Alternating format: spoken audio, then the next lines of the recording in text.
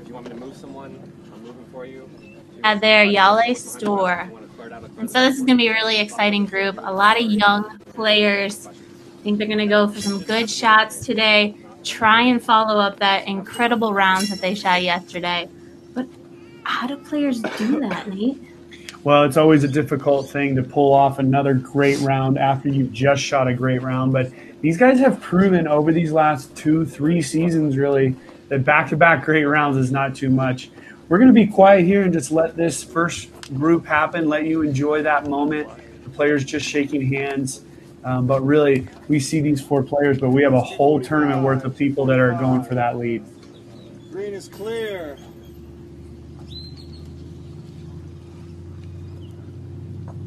Time for our lead card, 2:45 tee time. First up on the tee, at 16 under par, from Bremen, Germany, Simon Lizotte.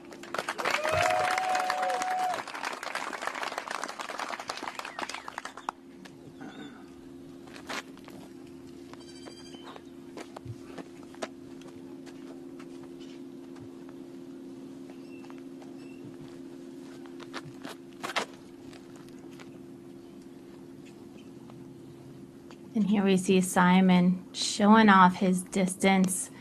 Rings that disc right in, skips right next to the basket. Perfect shot from Simon. Great start. At 15 under par, from Boulder, Colorado, Eagle McMahon.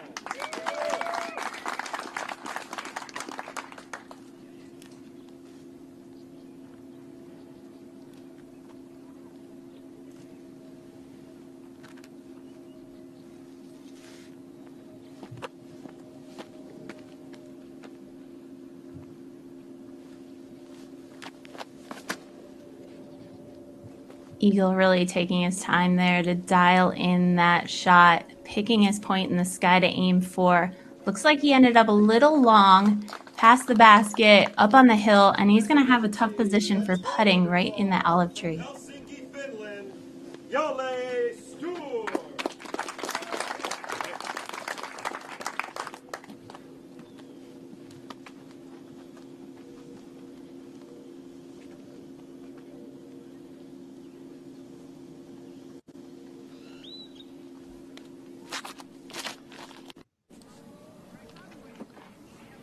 Really nice. You can hear the crowd talking there.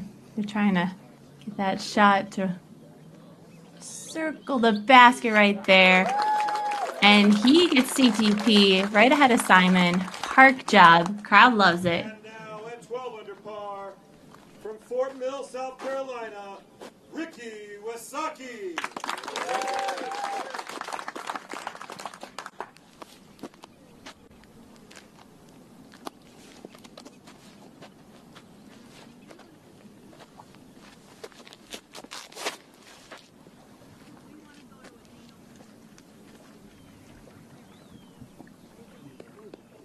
All sky right there. Oh, and the curve saves Ricky right there on that little skip and roll. He's going to be putting for birdie right along Simon and Jalle. Yeah, just riding the curb there. Really 4 nice drives. Eagle playing it just a little bit wide, and he will be the one that has a putt. The other 3 guys, there's no doubt we're going to see 3 birdies on this hole.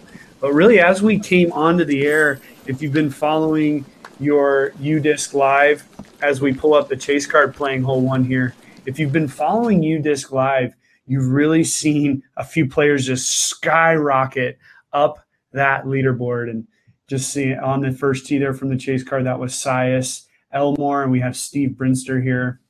Styling with that winter beard. Loving it. Yeah, Steve's basically family to us. Great to see Steve playing so well. He went OB off of the tee. He's going to have to throw a second shot. Steve's a great player, great veteran player.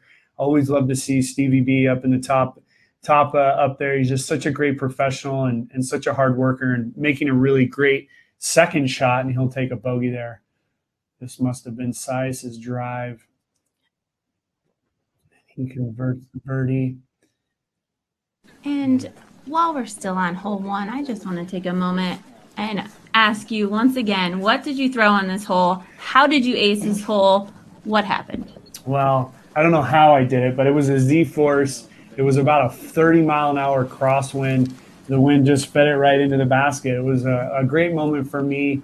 It was a final round that year, and ended up shooting, I think, a 10 or a 12 down and made a big push up the leaderboard. So great day overall, but we do see Eagle McMahon here putting towards the water.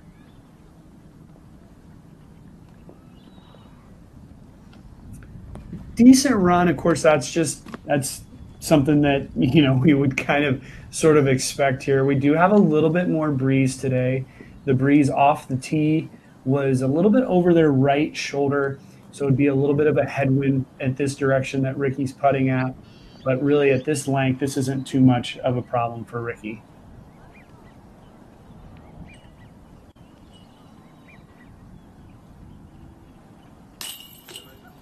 And as you can see, Ricky's got such an interesting technique, such a great reach, but it's all about that repetition. And you'll see him do the same movements time and time again, from the putts to the drives.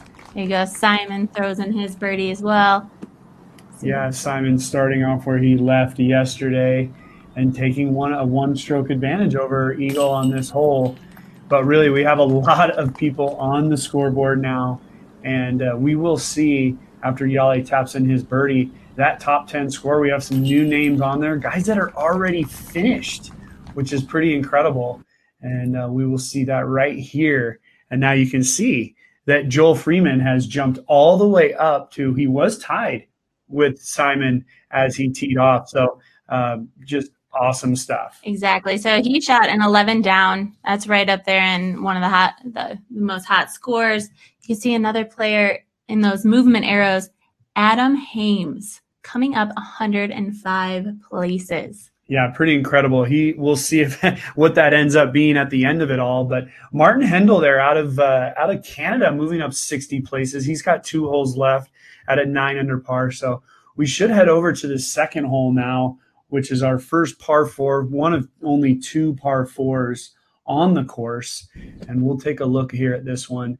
It is 703 feet, water down the entire left side, Val. And there is OB on the right side as well. You know, really both OBs do come into play off of the tee. We saw a bunch of spike hyzers yesterday. We saw some sidearms, but really it's about putting themselves in position for what would hopefully be a pretty easy second shot coming into this green. So we have Simon on the tee. Yep, it looks like the players are ready to go. And Simon taking the huge sky hyzer. I'm sure he's getting huge distance on this, even though it's probably a more conservative shot to place him right in the middle of the fairway. Yeah, wind directly at their back, so there is a little bit of fear as far as the wind playing too much with their shots. Looks like Jalle goes right up the gut. We didn't see a lot of this yesterday, but maybe with that wind behind their back, this is playing a really safe shot down the middle, avoiding the ducks right in the middle of the fairway. Yeah, Ricky stepping up quick here, lining up his sidearm. I love that shot from Jalle. That's the shot I throw, and he threw that perfectly. If you've got a sidearm like Ricky, I think this is a perfect time to pull it out. Oh, but unfortunately, he released that a little too low, wasn't able to get back on the fairway. But I do believe that it hit the wall. I'm hoping that he'll be able to take it farther up the fairway than when he originally first crossed over the water. Yeah, it looked as if the spotter was running up there. And right as you said the word pull, Ricky did just that. He pulled it a little bit left. That's a huge unforced error for Ricky that could mean a whole lot come Sunday. And putting a little bit more air underneath his disc, Eagle follows up with his sidearm as well, putting him right in the middle of the fairway. And while these guys walk up, we're going to take a little commercial break.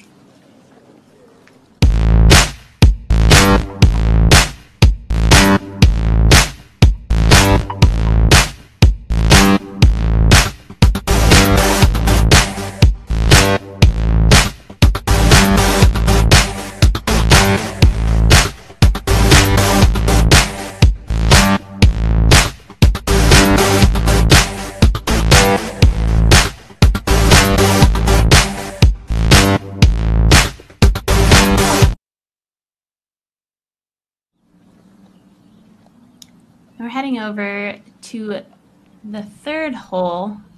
Is this the third card? The second card? No, this is the second card, yeah. I believe this is Alex Russell out of Washington for a birdie. Oh, man. Man, you really don't see that too often. From our angle, you couldn't really tell, but maybe that was a little left side chains.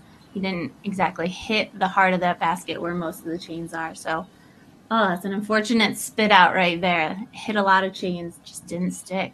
Yeah, we have Philo Brathwaite here also putting for birdie from California. And if you weren't with us this morning, you're going to see maybe a little bit of bouncing back and forth between these two cards, which is really fun for us, allows us to keep an eye on what those top 8 players are doing.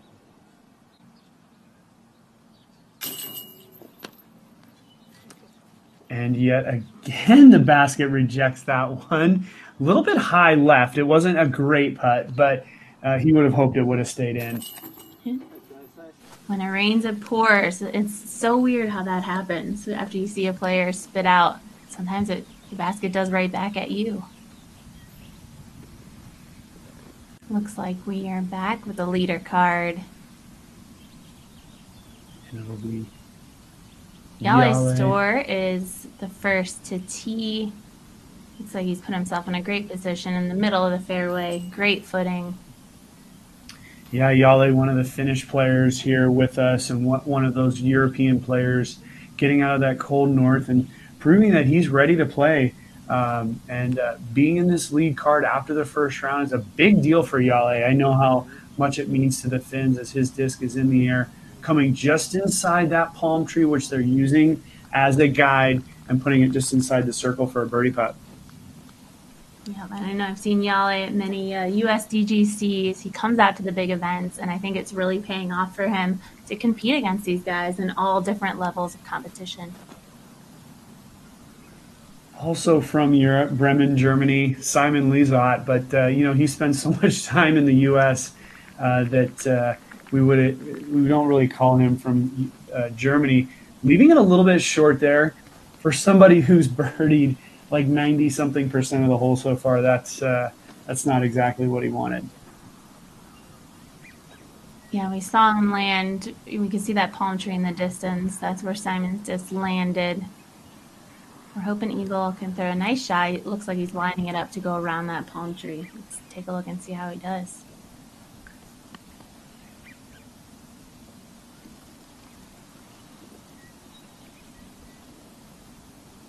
Wow. It seems that Eagle did the same thing as Simon. Looks disappointed. Wasn't sure if the wind was going to help him out there, but again, leaving it short.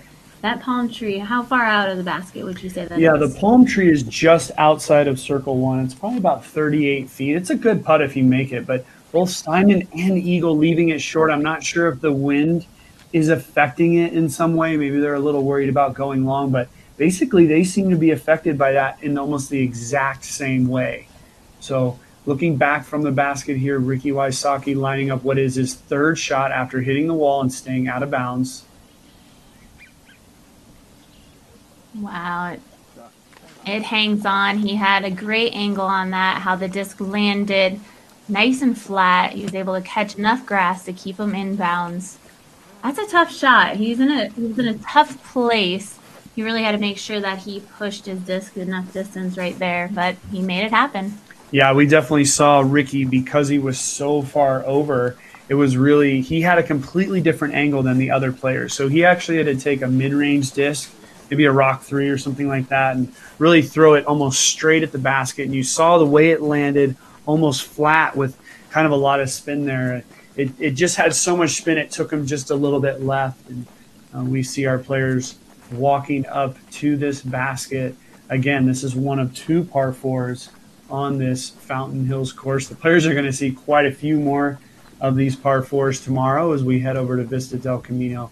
But we have quite a bit of the Fountain left today, as the players from yesterday really just crushed it so good. It's amazing what they were able to do. You can just see the fountain going off there in the background.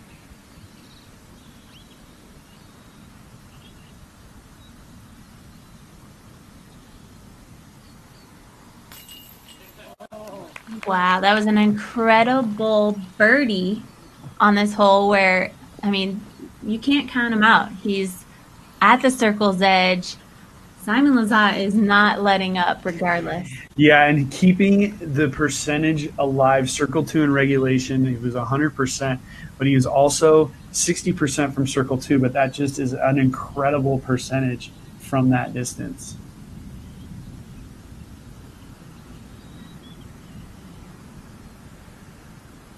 Beautiful view of Eagle. Just watch the way he spins this out there. No question about it. Following it up, the pressure was on. Simon just hit his birdie putt, and he is following suit right behind him. I hope to see this continue throughout the day. These two shot some insane rounds yesterday. Simon's was rated 1,110, I believe. Eagle shot an 1,101. Either way, 1,100 rated rounds is just incredible. Nice. It was a great save for another birdie on the card. Well, that was a par actually for Ricky because he was OB off of the tee, but still a great save by Ricky. And with the CTP here, Jalle, we're going to see 3 birdies on this hole, 1 par. As long as Jalle can just step up and put this in the heart, which he did just fine.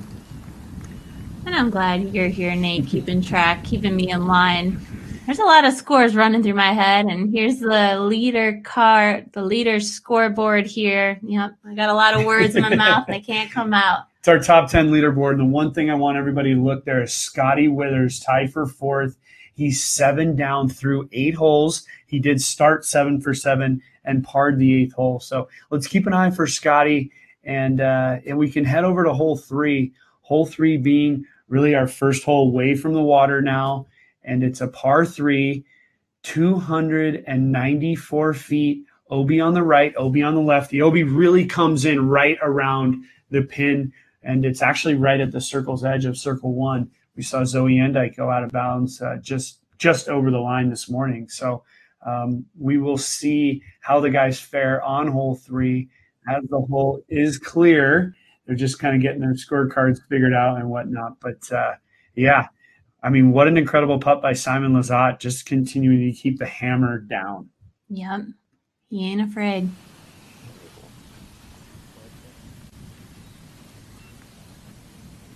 Man, it looks like a beautiful day out there. Shorts and T-shirts.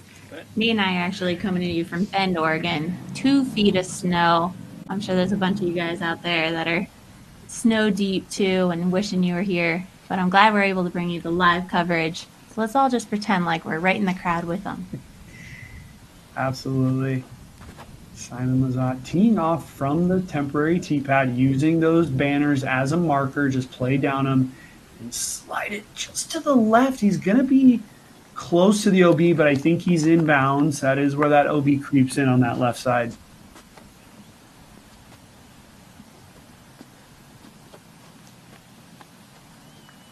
You can see the fountain just over Jalle's shoulder there, just behind him.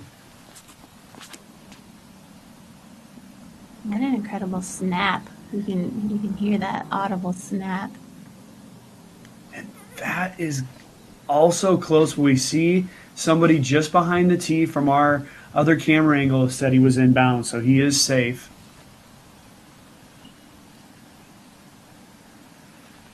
And as we saw the players on the tee, I saw Eagle's dad there with them. So got the family support coming out from Colorado. And the Eagle takes a sidearm route, giving it a lot of air behind the disc. It looks like he judged that distance perfectly. He'll have a real easy birdie putt right there.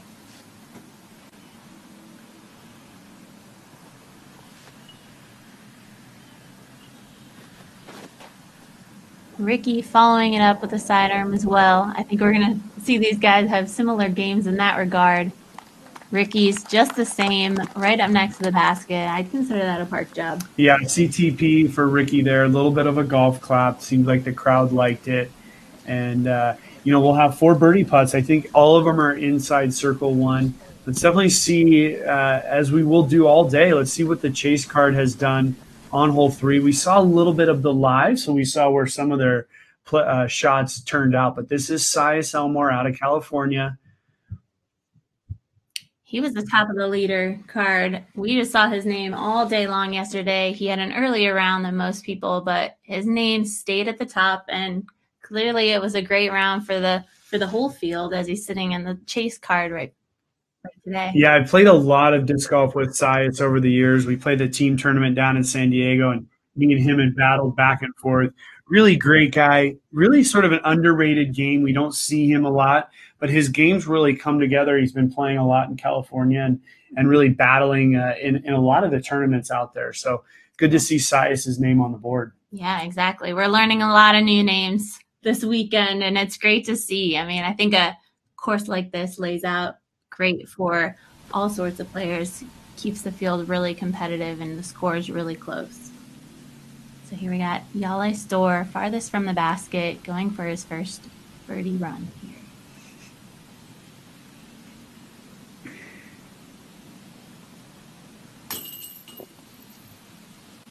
Pulling that one just a little bit to the right. That's an unfortunate miss for Jalle. We would expect a player who is 14 under par to make that. We expect nothing but Simon to make this as well. Right in the heart. And it's funny, we saw a little hesitation from Simon just there, and it reminds me of yesterday. He just wasn't sure if that disc was going to drop. It's like you're hitting a wall of chains when you're hitting these Mach X's right in the middle, and the disc kind of stalls for a second. And I mean, I've seen the disc come spitting right back out at you, but you hit it right in the heart in these baskets, and you made it. Yeah, absolutely. The Mach X is built for the hard putter, built for a putter like Ricky Wysocki. Jalle just tapping in his par. He's the only par of the group.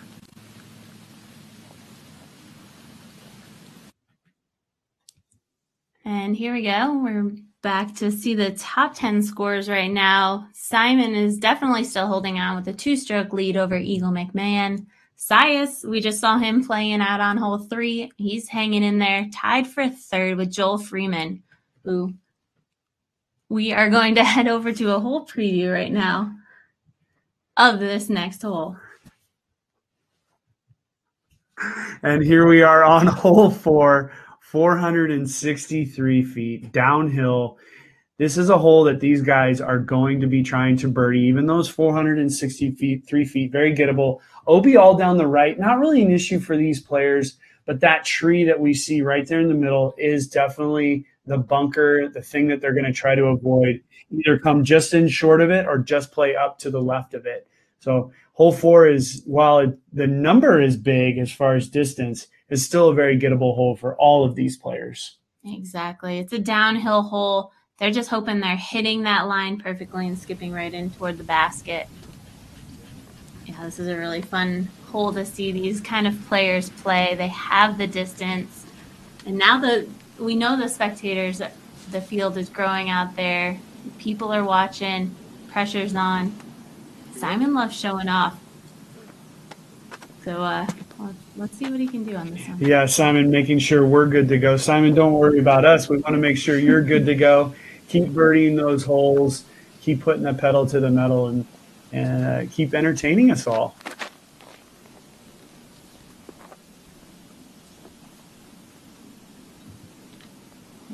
See Simon's disc get a little hung up on that huge olive branch, so he's going to be sitting on the right side of the hole.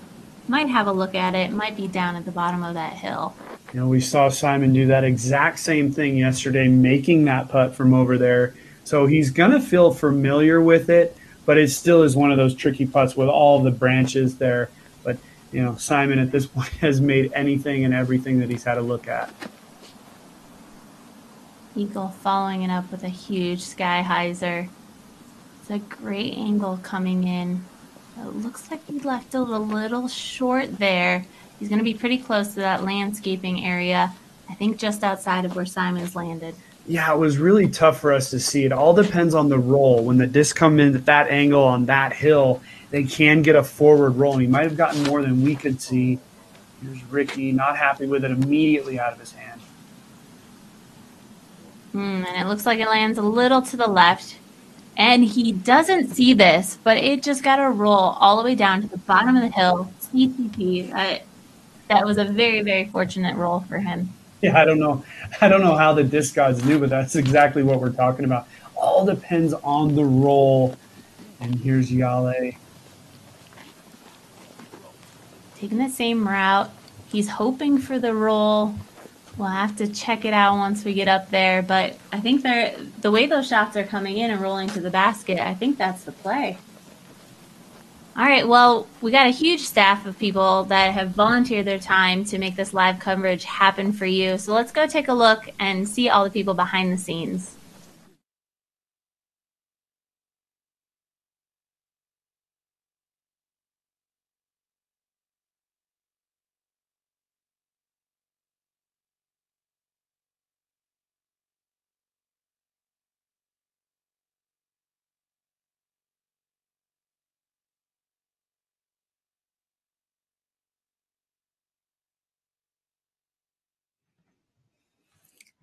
And so we're on hole 4. We were just talking a little bit about Simon's putting, and I was just reading his Mind of a Champion. Simon is the champion of last year's 2018 Memorial. He says, when I step up to a 20 or 30 footer, it's no worries. Why would I even think about missing it? I mean, isn't that something we should all be thinking about?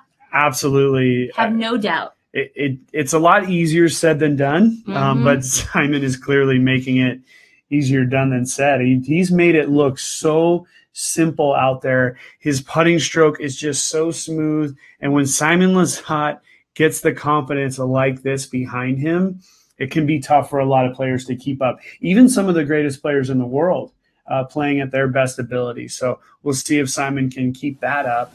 And we'll head out here and see Jalle. This is a perfect view of that tree. Yes, as you can see. Jalle didn't get the roll, but he didn't need it. Cash is a huge putt for birdie. That's a great way to start this off, and I know Eagle and Simon have some pretty big putts ahead of them, so that's a great start for the card. Yeah, it's always nice when somebody nails a big one. You can look at it one of two ways. I've seen some players say, you stole my chains, but Simon's not thinking that clearly from what he said in his blog. And here we are, perfect view. Wow, he had to go for that low dagger putt, and he nailed it. I mean, we've seen so many trick shot videos out of Simon, and I feel like that's the kind of shot he's doing in all those trick shots. So he's practiced that little putt right there, low putt, a few times before. Yeah, we see Simon Lizotte 4 for 4. Eagle with a little bit of a more difficult stance. Basically, Simon was able to putt that normally just a little bit low, snuck it in the right side, but we have a beautiful view of what Eagle's going to be dealing with.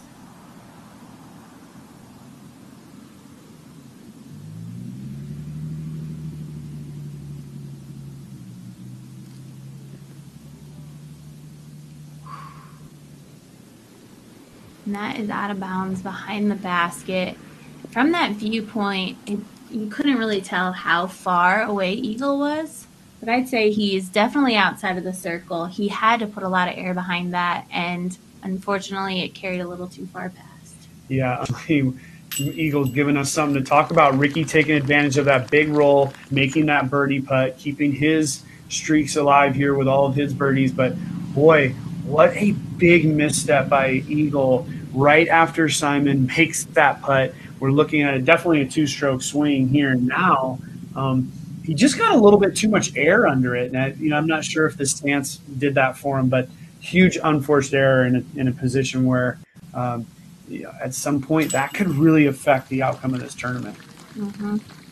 I know it doesn't really matter, but I would feel like we should have taken that lie from right behind the basket. It must have almost rolled back up on the curb for him to take it off to the left-hand side. But, yep, unfortunately, Eagle cards a birdie on bogey, on hole 4. First one? Yeah, first birdie. Well, first bogey of the tournament for sure. And really what we thought he was going to be going 3 for 4. He's now just 1 under through 4 holes. You can see him there, 16 under par. And so incredible to see. We can see Calvin Heimberg, our champion from last weekend, making his way onto our top 10 scorecard for the first time, Seppo Payu at the bottom there. So great to see all these names just sort of jumping around. It's going to be interesting now to see all these players out there just to see the way the names jump in and out of that top 10. Absolutely, and those are some good scores. You can see that they're just starting out. The players that are on the leaderboard, they're 5 holes in, 4 holes in, and they are off to a great start. We're going to see a lot of these players bunching up here we go. We're going to go look at a hole preview. Yeah, here we are, hole 5, 355 feet. This hole is really just a straight mid-range for these players. There's OB right, there's OB left, as you can see in the whole preview here. It comes into a corner, and really this is where our elite level pros show off their skills. They're able to throw mid-range discs with a lot of spin, coming in nice and flat, and hopefully controlling it into that corner. So a little bit easier said than done. And we're going to head over here. We're going to see Philo Brathwaite on the tee wearing his Thailand colors as he was the champion of the tournament out there in Thailand.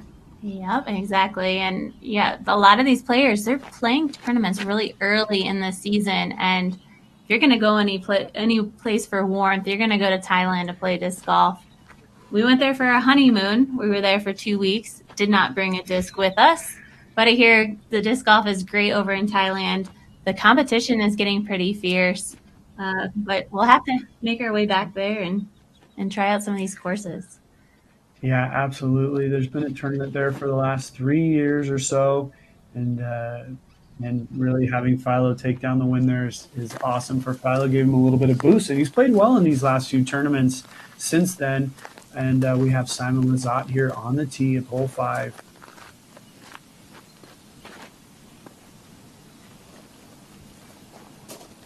Really nice straight drive for Simon. He's going to end up a little left of the basket.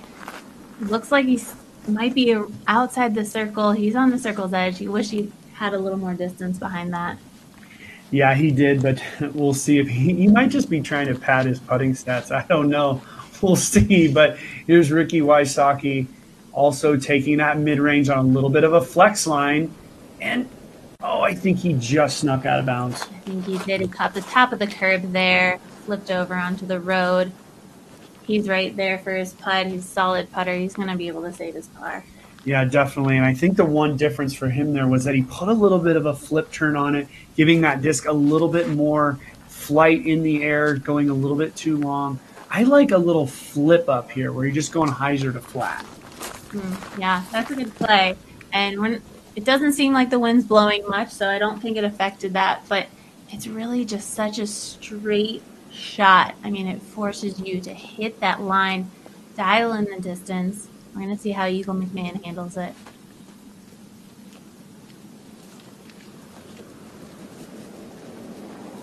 Eagle doing it kind of the way I was trying to say, just a little hyzer to flip up. It doesn't seem as if the wind's really affecting them at all.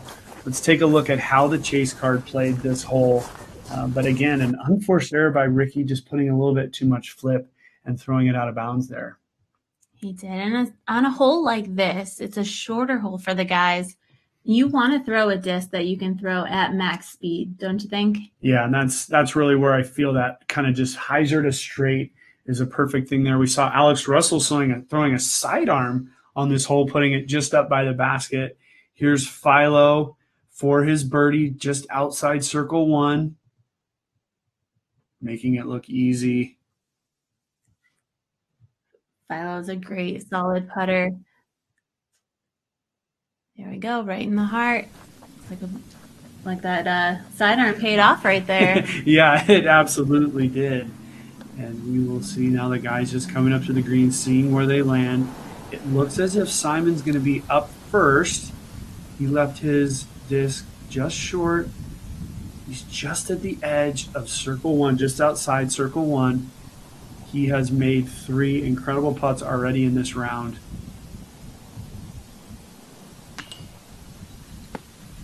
And that dead straight line, had to work on that height. I'm sure he had no worries, but that putt ended up a little bit low for him. Well, and you know this as well as I do, Val. When you are on a streak just like that, you know, it creeps into your mind, okay, I got another one of these. Am I really going to make another one? So maybe that got into his head a little bit. Maybe there was a little tailwind. But either way, the streak ends for Simon Lizotte. I don't think he was going for that. Yeah, I'm not sure, but I got a little bit of a bounce. Very low putt. I'm not sure Eagle knew what happened there either. Yeah, you saw his reaction. He felt as if maybe the disc just lost all the air underneath it. And I think they have a little bit of a tailwind here that might be affecting them. Both those players going low. Jalle making the adjustment. Jalle is going to be our solo birdie on this hole. Really sort of surprising. Ricky wondering where his mark is, and he was pretty much at it. Yep.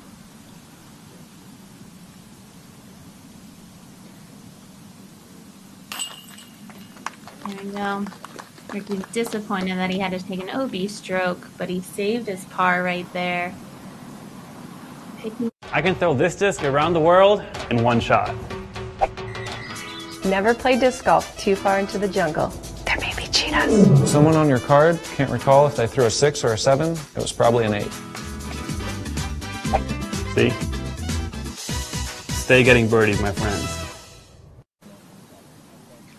And come on, Simon, stay getting birdies. Take your own advice here. But Simon cards a par on that one. Ends his birdie streak.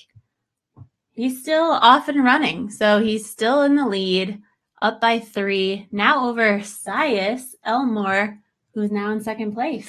Yeah, and we're here on hole 6. The player's quickly moving over to the tee as it's not too far from the 5th basket. 233 feet up over the trees. There's a backhand route, which the drone is flying on right now, or a sidearm route. We've seen both of those be played. I think from these players, we're going to see mostly just the hyzer. We have to be careful here. The wind seems like it's coming from their left side, which can affect the way that this shot flies. So even though we expect these players to do well in this hole, we might see one hit that side hill just to the right of the pin and maybe go down OB. So let's just be very wary of that and see if these guys can make the adjustment. And it looks like Jalle's lining up an Anheuser angle.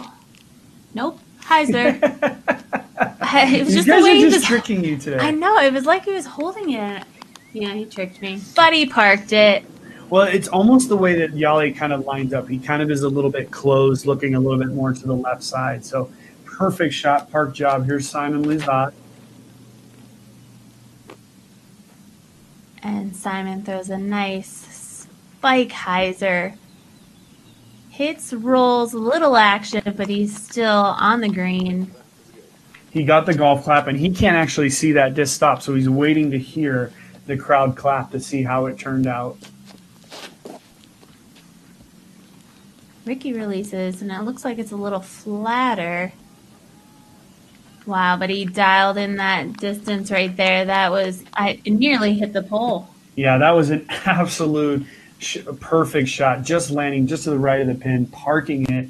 Eagle goes with a grenade where you actually turn the disc upside down and have your thumb on the underside of the disc, getting it straight up and down. Throwing a pretty good shot, a little bit short, leaving himself a putt, but kind of a cool shot to see him throw. Yeah, that is old school when you can bust out a shot like that, and this is the perfect hole for that. As these guys are going to step up and make these birdie putts, let's hope. We're going to go over to a commercial break right before that.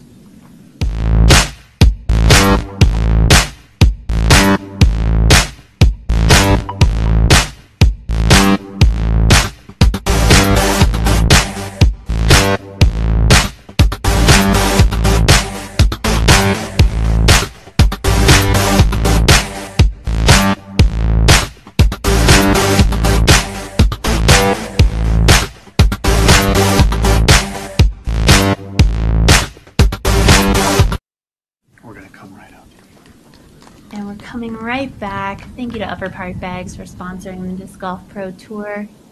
Eagle McMahon for his birdie.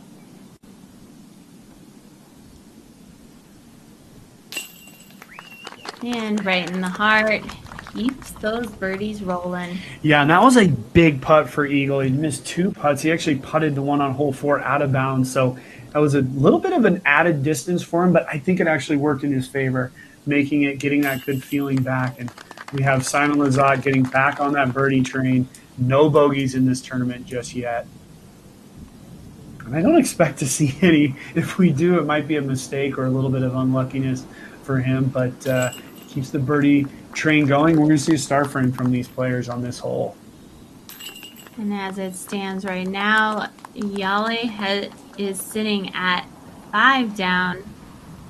Ricky is following up with 4 down, so they're shooting hot on the scorecard, but Simon is still off and running. He's also at 5 down for this round, just 6 holes in. Yeah, a couple of new names on that board. Devin Owens, Emerson Keith coming up, just shooting up that scoreboard. Just kind of give these guys their shout out. Joel Freeman, who's been done for hours, seemingly, but it's been about an hour, is just dropping, but he's still on that top 10 board.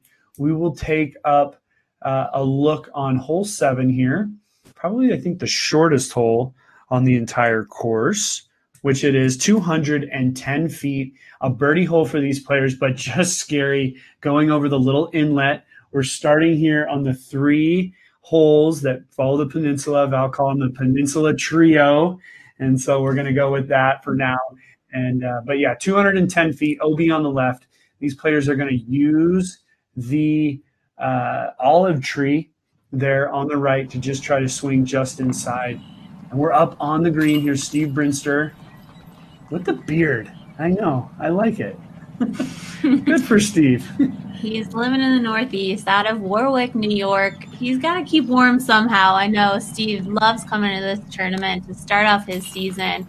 He's coming out here for the warmth, the sunshine, and I'm glad that he's playing really well. It's fun to see Steve Brinster on that chase card, just keeping up with the young guns. Yeah, Steve just 3 under on his round. He's dropped 15 places down for tied for 23rd. But it just goes to show you, Val, that if you do not keep the pedal to the metal, you're gone in this tournament. Absolutely. Yep. You got to keep those birdies going. You've got to keep running away with it like Simon is trying to do. He's trying to follow up that round he did yesterday, and he is right on pace. Yeah, absolutely. And Sias Elmore, can't say enough about him. Following up what was his great first round where we had his name at the top of the board forever, continuing to stay right there, 6 under through 7 holes. He's in second place, just 3 strokes behind Simon. But at the moment, even though it's a 3-stroke lead, it just seems like Simon has such a dominating control of this tournament at the moment. But we see our players just hanging around the tee here, waiting for things to clear. They know they're coming up on a big backup on hole 8. So they want to get this birdie, finish off those first 7 holes with a good feeling. Yeah, there's not a lot of small talk going on. You can tell these players are really focused. There's some nerves, I'm sure. But we've got Jalle Stoor first on the tee box.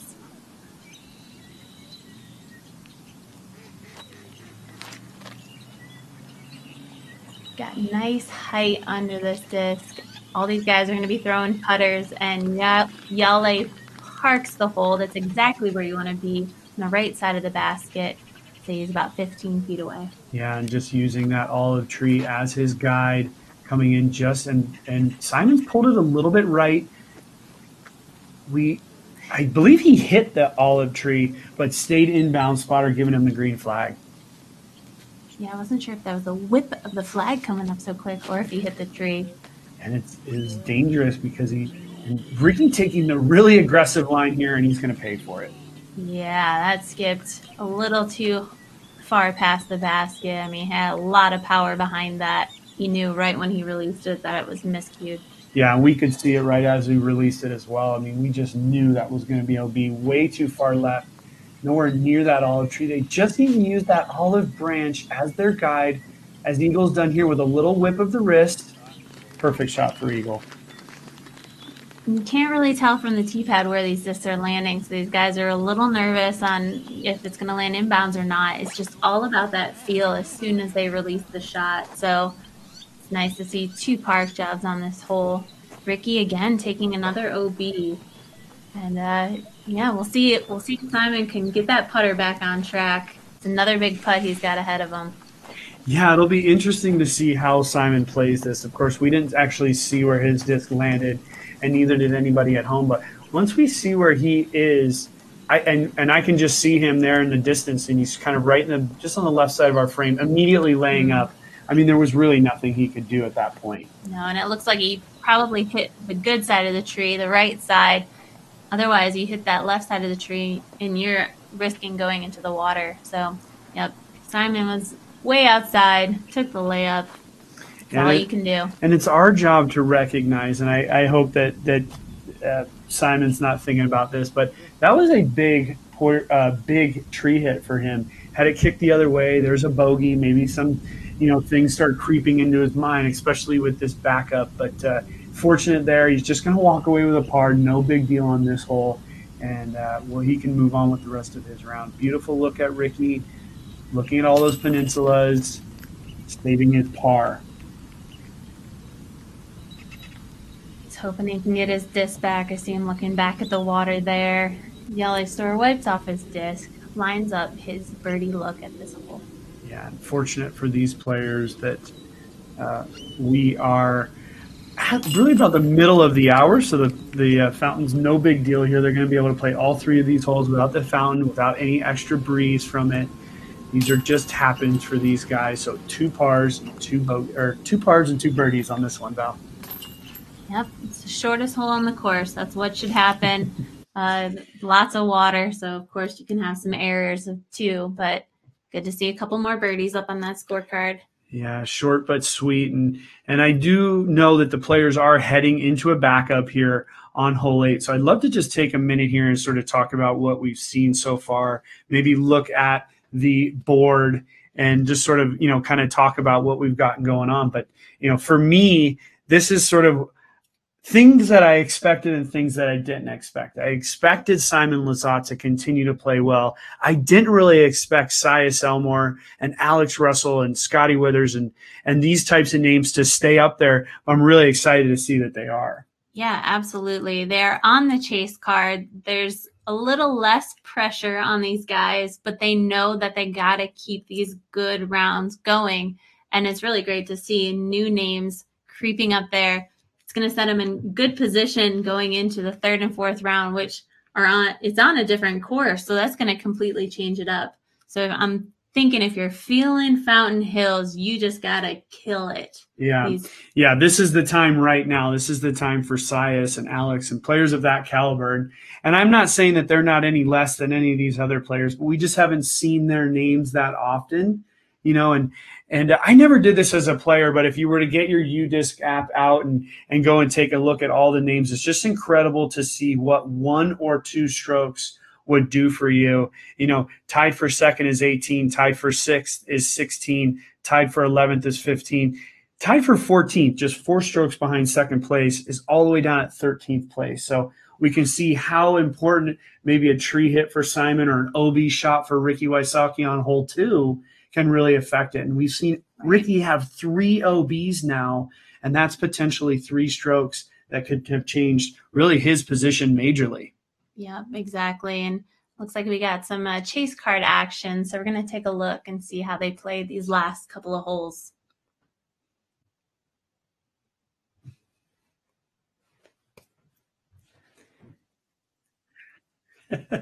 And that's Alex Russell there, putting it right in position. And here's Sias Elmore, our 2nd place competitor, tied for 2nd with Jalle Stoor, leaving it just a little bit short, but we're going to expect him to make that, especially with his position in the tournament.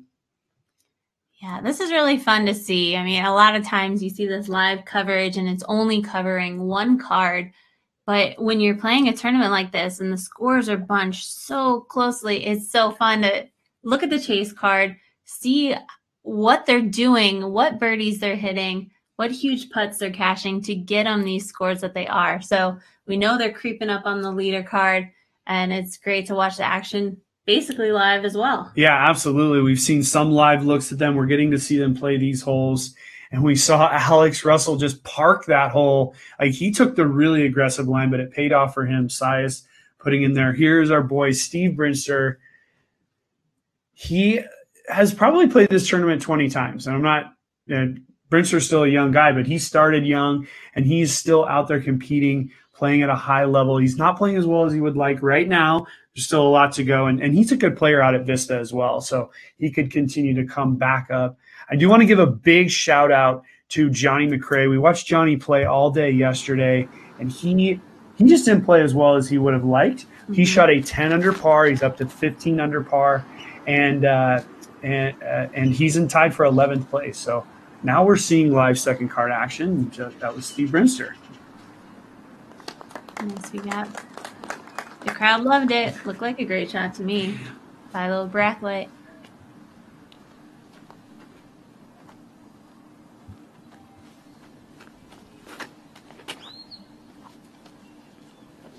Wow, he really got over on that one. Flipped it up. Crowd likes it. Philo didn't. I think Philo just knew right away that it was a good shot.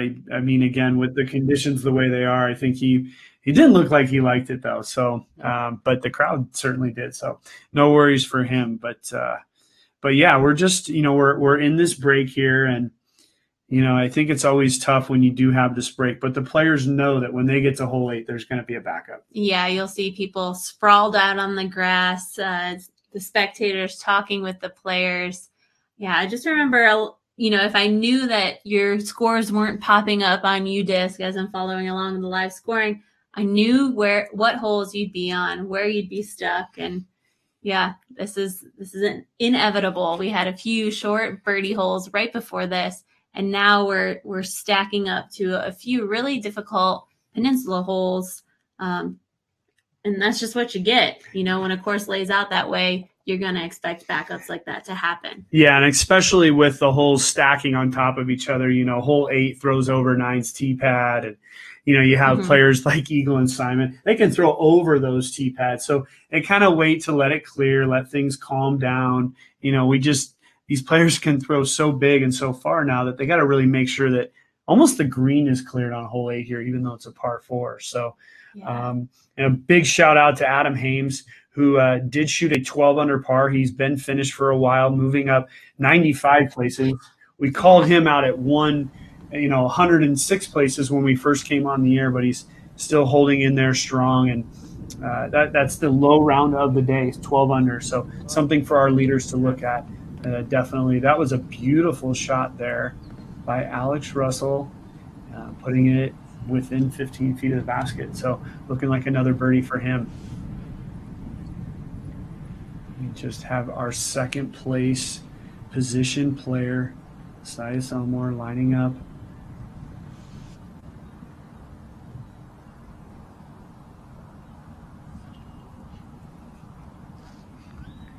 Sias seems like he's a little bit in between shots here. We've seen him go back to the bag now twice, holding 2 discs, actually. And I never loved doing this, but maybe he practices that way, so it could work for him.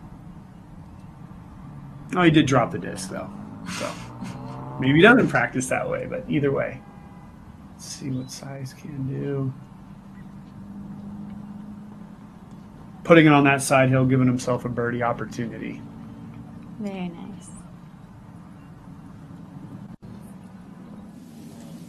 So we're going to see these players, just like I said, lounging around, waiting for their turn to tee off. Wow. And, we had a little waiting to do in between the FPO card and the men's tee time to start. And you said you were going to be shoveling snow, and so I took a picture to prove it. Yeah. But what else are we doing during that break? Yeah, we just ran over to the brewery. Val and I have been building a brewery along with our business partner, Justin Selmer. And, we just ran over there, put in a couple of toilet paper dispensers, and we're just finishing the bathrooms within a couple of weeks. We're going to see hopefully the brewery open up, which will be an exciting moment for us. And it's one of the reasons you see us commentating live and not playing, but we've made that decision, and I know I'm happy with it, and I think you are as well. But yeah, it's incredible that, we're putting in so many hours. Now it's not on the disc golf course, but it's on our next future. As you saw in the opening, maybe Bevelcraft Brewing is the official tap room of the Disc Golf Pro Tour. I can't wait for Steve Brinster. He's throwing his upshot there. I can't wait for Steve and Leslie to come out and visit. And, you know, we're making it disc golf themed, and we hope all disc golfers come out, join us in the tap room, come have a beer with us. But we're hard at work making this dream come to life. Yeah, absolutely. And Steve Brinster deserved a beer after that shot. That was a beautiful shot for him. And it doesn't have to be a beer for all you people out there watching. It could be any beverage that you choose, whatever it might be. So I don't really want to promote drinking beer, but we have water, kombucha, we have all the cider. good stuff. But anyways, we're right here in the middle of this backup, and just again looking down at the scores. Scotty Wither 10 under through 12 holes. Scotty's the best player from the state of Oregon, constantly dominating all the tournaments around here. So great to see him. Somebody we saw when we right before we came on the air was Devin Owens. He started, I think, 7 for 8, and now 11 under par with just 2 holes to play. So we could see a hot score from him. He's moved up into tied for 6th. Linus Carlson. I mean, all of these players, and it's just cool to see the names bouncing up and down. Anthony Barella, we're seeing his name for the first time. So, yeah, a lot of good names on the board at this point. Yeah, and as much as we miss being there, it's really fun to see the people that we know doing really well, playing great golf. And Devin's a left-handed player. How do you think that plays out for a course like this? Oh, I mean, that's a great point. I mean, really, a lot of the holes play pretty well for a right-handed player, but, basically he's playing away from the water on all of the water holes, so a little bit of an advantage there. Really, Devin has been such a good player for so long that right or left hand doesn't matter for him, but we are back on the tee. The players are ready to go. There's Jalle just ripping it up there.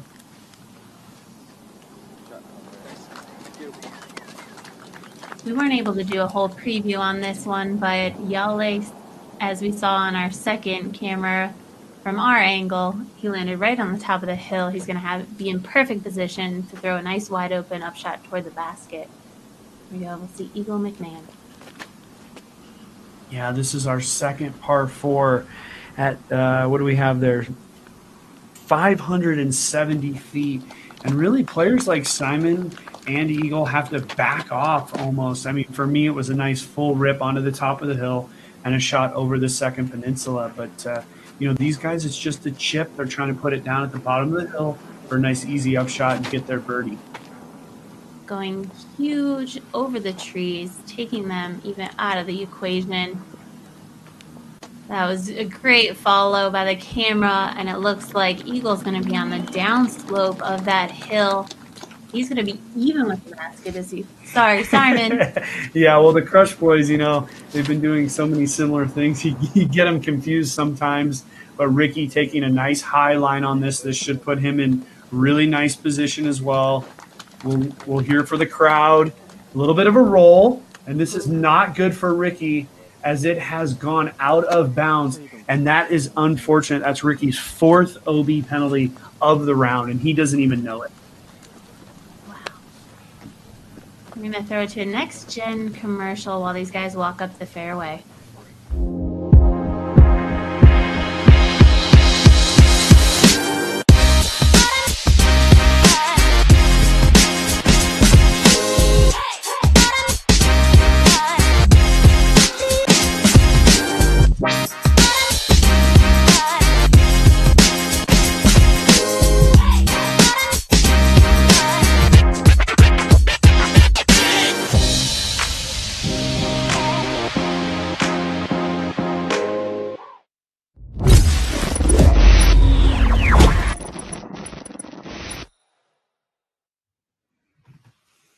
Here we are back at the booth. I'm checking out the scores. I just saw another blinking birdie, Scotty Withers. He's sitting at 11 down for the round, and he is now heading over to hole 14. So he's killing it. He is right on pace with how these guys started yesterday. Yeah, killing it for sure. 21 places moved up. Scotty Withers is now tied for second place with Sias Elmore. And so, I mean, because we did see Sias birdie that 8th hole, by the way. I don't think we even mentioned that, but he did birdie it. He's at 19 under par. Scotty's at 19. Simon's at 21. Jalle perfect positions. We should see him at 19 under par and we will see his second shot coming up. But yeah, wow, just blistering scores on this course. All blue. All blue means all birdies. You see Jalle lining up his second shot right on top of the hill. It's a great vantage point to the basket, and that gave him a nice, easy up shot. Parked the hole. He'll be looking at a birdie right there. Yeah, and that was a putter disc for him, playing it perfectly right onto the top of the hill. The grass here at Fountain Hills is much more sticky than Vista. We're going to see a lot of skipping tomorrow and on Sunday, but using that grass to his advantage. Eagle McMahon has a little bit of tree in his way. Plays a little wide. He's still right there for his birdie. Yeah, Simon just seems a little bit, or excuse me, Eagle just seems a little bit. It happens, right? Yeah, he just seems a little bit out of sorts. He's still playing really well, but he's 3 under through 7 holes. But he just seems a little bit off. And, you know, it could have been that bogey, that putt out of bounds that really did it to him. This is a putt for Simon. Yeah, it's incredible how his disc was able to stick on that side hill, but how easy that's making this upshot. And he did putt that. I mean, he almost got a birdie like a duck, but he will be sitting birdie pretty and looking at his birdie as we go over to the peninsula. Ricky Wysocki, we can't see him in the shot. Here he is. And Ricky was OB, so that's going to be for par now. Something Simon hasn't done in this tournament yet is back-to-back pars, and that's incredible because even though it seems like every time he's made a par, and really yesterday it was just hole 1 and hole 9, but you know, he's just turned around with a birdie on the very next hole and just keep that momentum going. So not too many back-to-back pars in Simon's future on this course. And there we go. That's a birdie for Eagle. Putting on another good streak. That's 3 birdies in a row. We consider that a turkey. Yeah, gobble, absolutely. Gobble. Yeah, gobble, gobble. You know, and really, Eagle needs this now. It's just like I was saying, he's 4 under through 8, but he's in second place. I mean, we can't say enough about really what he's doing, and he's still right there. But Simon just continues to push in front of everybody. Right.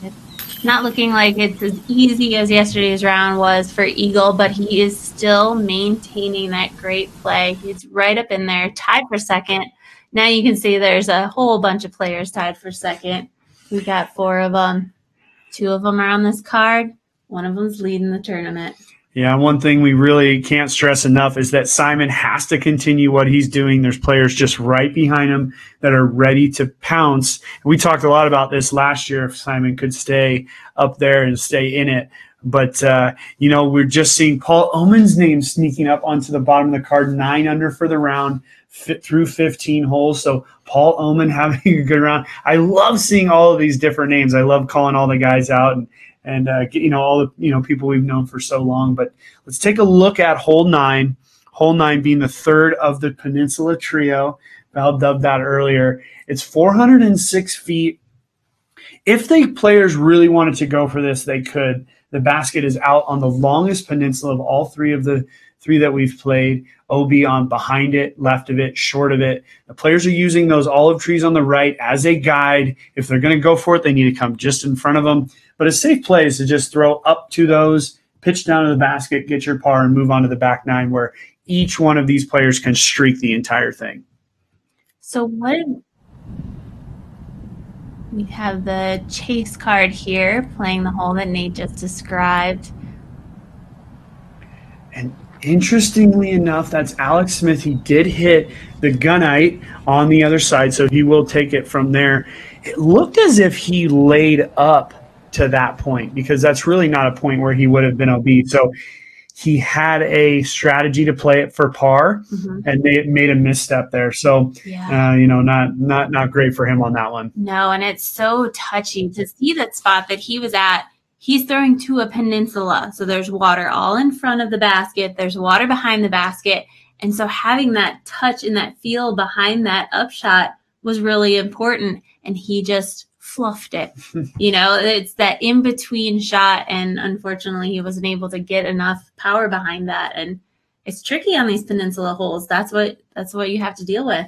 Yeah, and there's one of two things that could have possibly happened. He actually could have hit the olive tree that's just to the left off the tee and just skizzled down there, and maybe he wasn't so familiar with that. But either way, that's a big misstep for him. And when this tournament, like we can continue to say this for the next 2 days, it comes down to the little things. And this is looking like it's going to be a double bogey for Alex Russell, which will just drop his name down to maybe tied for 10th or something like that, tied for 8th. But that's a lot here. And so we have our second place guy, Mr. Sias out of California, and he just seems smooth and comfortable at the moment. This is a really nice spot to be on this hole. Got lots of green grass right in front of you, and he parks the hole. He hit the basket. I think he skipped up and hit the pole, possibly saving him from going out of bounds. But either way, if it's your day, it's your day, I guess. Got to keep that momentum going. And like you said, we just talked about someone throwing their disc in the water. There's so much water on every single hole. It really plays into your mind. And if you lose your favorite disc, just think how that plays out for the rest of your round. You can lose your drivers, your mid-ranges, your putters, and that could really mess you up if you've been practicing with those for years. So this is a really physically challenging course, but I think way more mentally challenging. Absolutely. We saw Lisa Fakis putt her main putter into the water yesterday, and I've seen that happen half a dozen times over the years we've played here. And one thing, it's really nice to see the chase card playing this hole because we're seeing where they're landing. These guys are up to the right, playing it safe. I think there's going to be a left to right crosswind here, which will affect the decision-making of the players. And it makes this hole, you can see the ripples on the lake just kind of coming into our face here. So it makes the hole just that much more challenging. Yeah, it does. And that looked like Philo had a really tricky shot in between the olive trees, but he was able to skip his putter right up next to the basket. And speaking of preparing for these tournaments, when people ask me, they're coming out to the Memorial for their very first time, say, what do I need to bring? It's extra discs, extra everything. You just have to be prepared to lose them, practice rounds and during play. Yeah, absolutely. It would be unlikely that Steve Brinster landed where he was standing, probably went OB long. That was his upshot there. We can check the scores to see what he did. But again, it's really nice to see a couple of groups playing some of these more difficult holes because we get to see how the conditions are affecting these players. And back up on the tee, these guys now over the last maybe 20, 25 minutes have only played 2 holes. So, it can be challenging. But once we get through hole 9, we seemingly get to just kind of cruise on the back, and hopefully that's how it is, and we get to see some really great play. Yeah, I feel like this has been quick already. I mean, we're already on hole 9. We've finished the front 9. Hey, Johnny, could you pull up some scorecards for us? Let's take a look at how many birdies these guys got, and as they're headed into that final. We got Eagle McMahon in the background. And there you go. There's Simon Lizotte. Lots of blue, only 2 pars there. Eagle McMahon, you can see you got a bogey on hole 4 there, but still lots of birdies on the card. Jalle Stoor playing the smoothest of the players in the group so far, just 1 par. He is 8 under through 7 under through 8 holes. And here's Ricky Wysocki. And actually, I'm glad we did get to see Ricky Wysocki's card there because he has 4 white boxes, but all 4 of those white boxes have OBs attached to them. So even though he's thrown OB, he could be 9 for 9 right now, but he could also be, a couple of bogeys in there. So he's done well to save those. And at the end of the day, he'll be upset. We only know that about Ricky. He's so hard on himself. But and we see Steve Brinster now putting here for bogey. But, that's actually a big deal for Ricky at this point to have saved all 4 of those. If he can clean this up, he can really streak that back 9. Yeah, that's a great point. I was just mentioning that, I wish there was a little asterisk on here to show out of bounds, just like you would on your scorecard as you're taking score throughout the round. But that it's impressive if you look at it that way. I mean, you never want to get bogeys. You never want to see bogeys. But he he was able to save, I'm sorry, you don't want to see OBs, but he was able to save par on those holes. And that's mental strength right there that it takes to step up in unfortunate shots, OBs, but still capitalize and get that par. Yeah, and if we look at the OBs he had, really 2 of the 3 were just unfortunate. The OB he had on hole 5 just barely snuck out. The OB on 8 was just a horrendous roll. So Ricky Wysocki, even though we have seen not the greatest play from him, if he can just shake those off, I think he's still playing really well and playing just as good as all the other players. But our best player in the group so far to this point is Jalle, lining up here on hole 9. Let's see how these players attack this hole, whether they play back or go for the pin.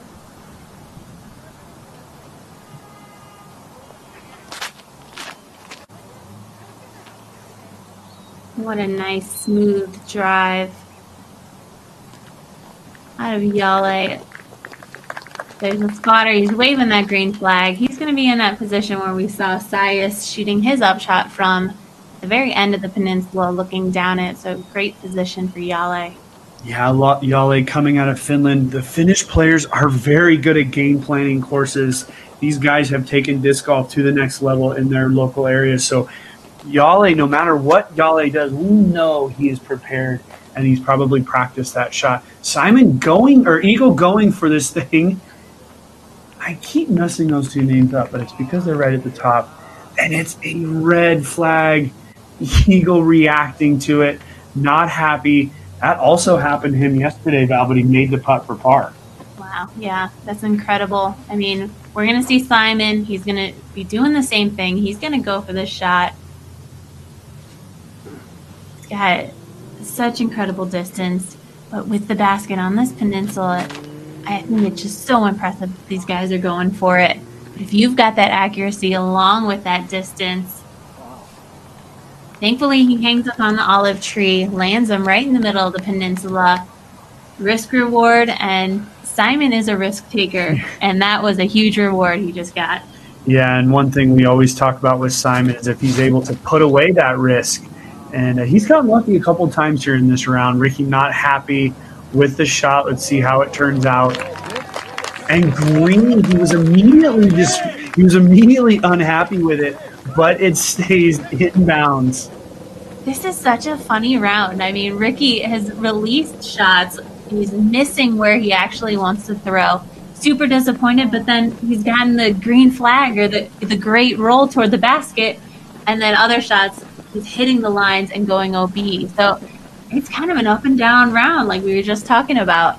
Yeah, and it is so funny. He immediately thought that was going to be a bad shot, and now we're going to be looking at possibly a birdie putt for Ricky Wysocki, potentially getting to take a stroke on some of these players. And we're just pulling up the scoreboard here, seeing all those players. We can see Ricky Wysocki has dropped all the way down to the bottom. Look at those 17 unders. Look at those 19 unders. The field sort of separating out here a little bit as we get halfway through this second round. Yeah, everybody is stacked up. Incredible golf. There's beautiful weather. I really wish you guys could see out our window here in Bend, Oregon. It is dumping snow yet again, piling it on to the 2 feet that we already have in our front yard. Nate, you're going to have to get out there and get some more shoveling in after this round. Yeah, I mean, geez, getting my workout in for sure. I just cannot say it enough. Simon has gotten lucky 2 out of the 3 trio holes. He hit the tree on 7, keeping him inbounds. He hit the tree here on 9, keeping him inbounds as well. And we can see our players just kind of standing there, both Ricky and Simon, waiting for Jalle. Jalle, again, played up into the safest part of this fairway, and he's leaving it. This was a really tough shot still. It is. I think he's going to have to maneuver an Anheuser line around these olive trees. You can see he's taking it out and lands it.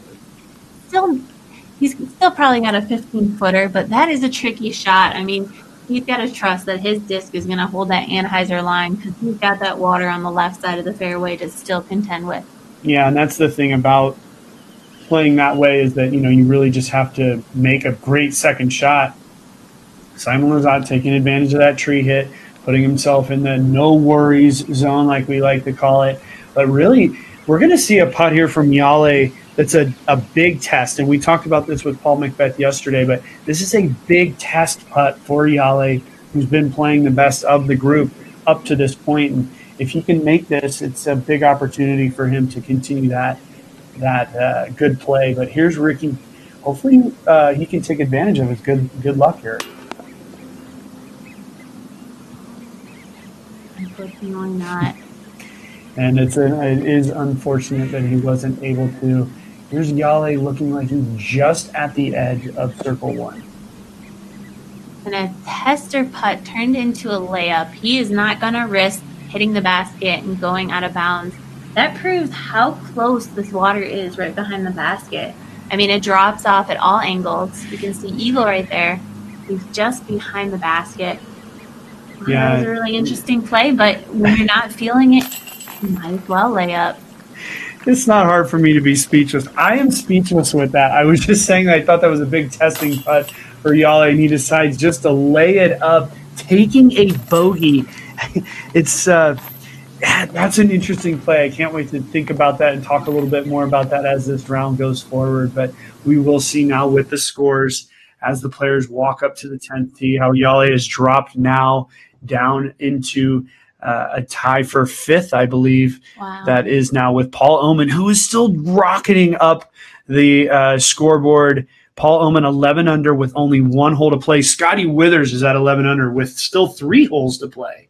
That's great to see. And just bringing it back to Jalle's layup, he's been playing such solid golf. It seems that his putts, his drives, everything has been on point. And so it's just interesting that, what is going on in his mind to make him lay up. Yeah, and I when we were off camera there, but I was just like, my mind was blown.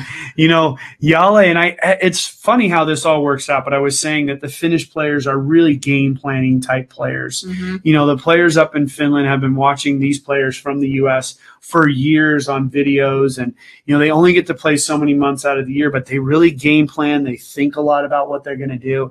And for Jalle, that was a no questions asked layup.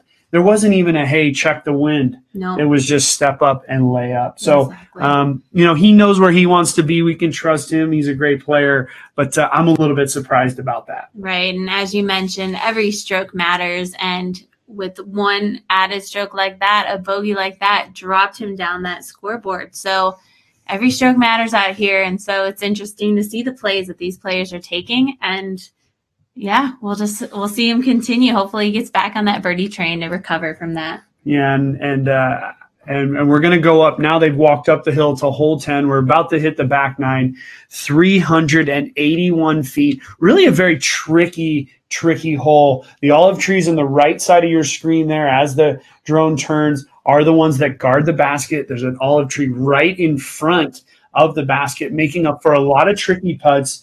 We saw Simon Lizotte take the big, huge hyzer yesterday, giving him the only birdie of the group.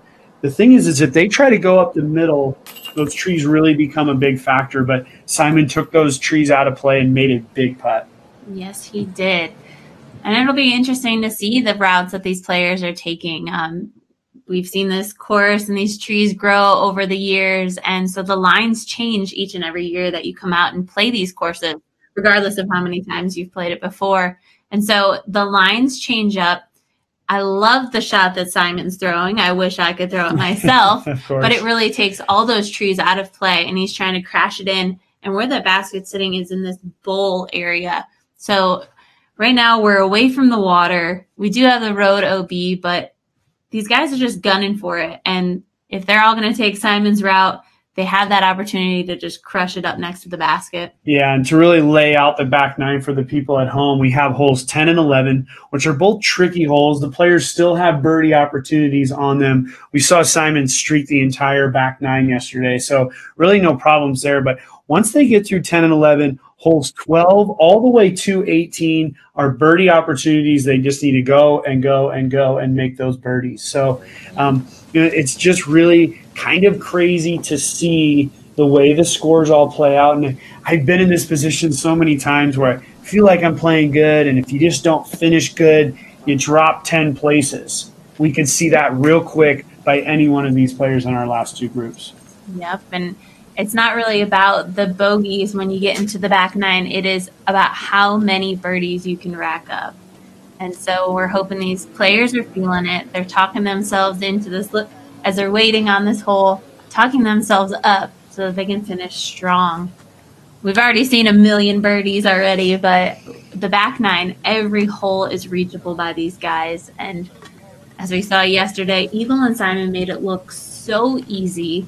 I mean, it was just basically effortless the way that they were attacking the holes. Yeah, the back nine was definitely one of those fun things to watch yesterday. And we talked about it even with Johnny V this morning. You know, you don't really recognize what's happening until afterwards, until it's all said and done. Even for us, we were calling the golf and we didn't even realize it. And we know that feeling as players even. So here we are, the back nine of the second round. This is the last opportunities for these players to play this course.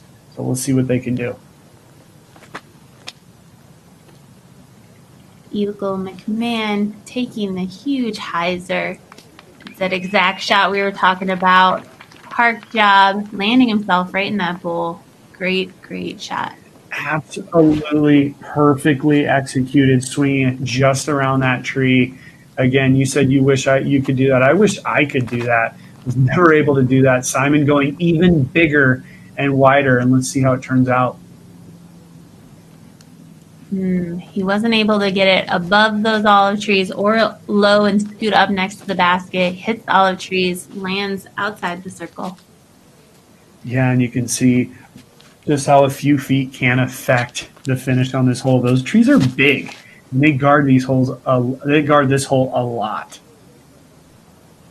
Here we go. We see Ricky Wysocki also getting through the trees. He hit the trees like Simon did, but with enough power. My brother always says, that's what power gets you. And so he lands up right next to the basket. Yeah, shout out to AJ.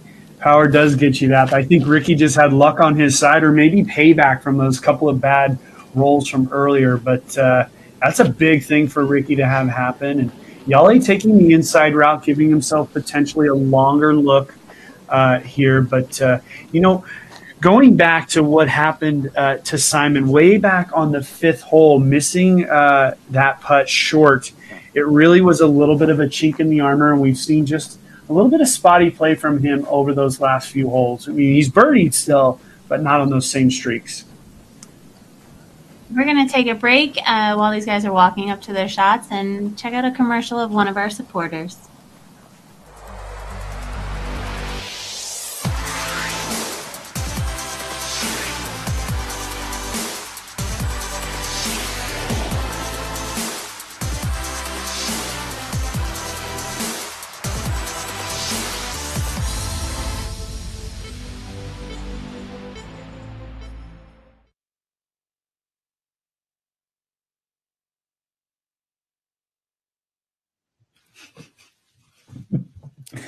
And as we wait for these players to get all set up on their up shots, I think Simon's going to be the first one to go for his putt. Here we go. It's we know that Simon has hit these shots before, but we know he's outside the circle. When we can tune back into him, he's lining things up. Our cameras are just getting set here, and we're coming back into Simon. Score update. Scotty Withers just birdied the 15th hole. He is now at 12 under through 16 at 20 under par. Of course, these guys still have 9 holes to play. We can see 9 birdies. Simon just laying it up there. It's all he had. Yep, exactly. You're that far away from the basket. You're the outside circle 2. I'm learning all these new phrases, these new stats. And if you're tuning in to UDIS Live, you can check them out all yourself. And we've got Jalle stretching out. He's got that olive bush from the olive tree in his way. He's got a nice Anheuser line to the basket. Let's see if he gives it a 11.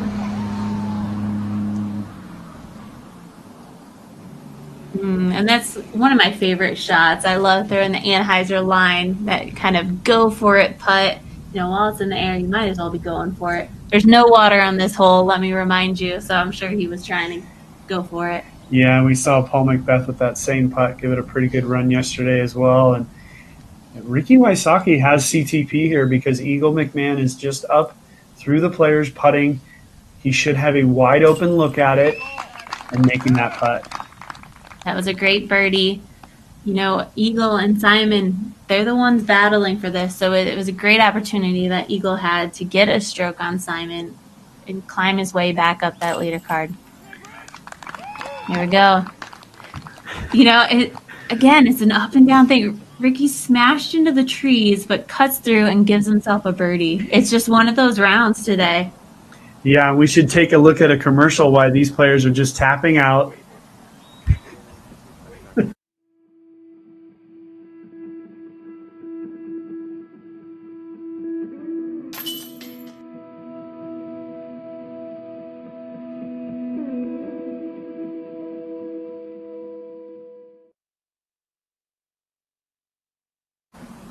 Come back. Oh, there we go.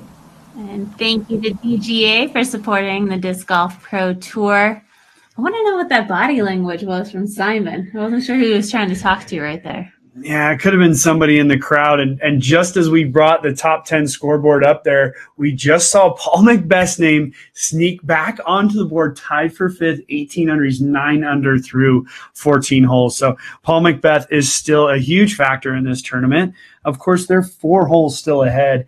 And we should take a look at hole 11. Again, another tricky hole just on the side hill here. And really the players are just trying to fly down this right-hand line, right where the hill falls off and stays flat. The pin is really located in a tricky spot. You need to be on the right, correct side of the pin to make sure you have an open look, and that's a perfect look at the basket there. And we're going to go back to the tee. With that birdie on the last hole, Eagle is still first on the tee, taking the sidearm line, which lines up really perfectly, I think, for this type of shot on a side hill. Let's see if he can get the distance on this one. I think a sidearm is just a big advantage on this.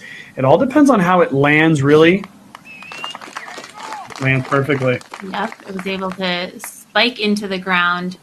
He could have gotten a little skip, but with that side hill spiking right into the ground and landing and staying right there on the side hill is perfect. Yeah, and Ricky seeing that right in front of him. I'm surprised he's not going for the sidearm, but Ricky must feel confident with this disc on this line and holding it just out to the right side, riding the hill there and putting it just outside where Eagle landed. So it worked out well for him as well.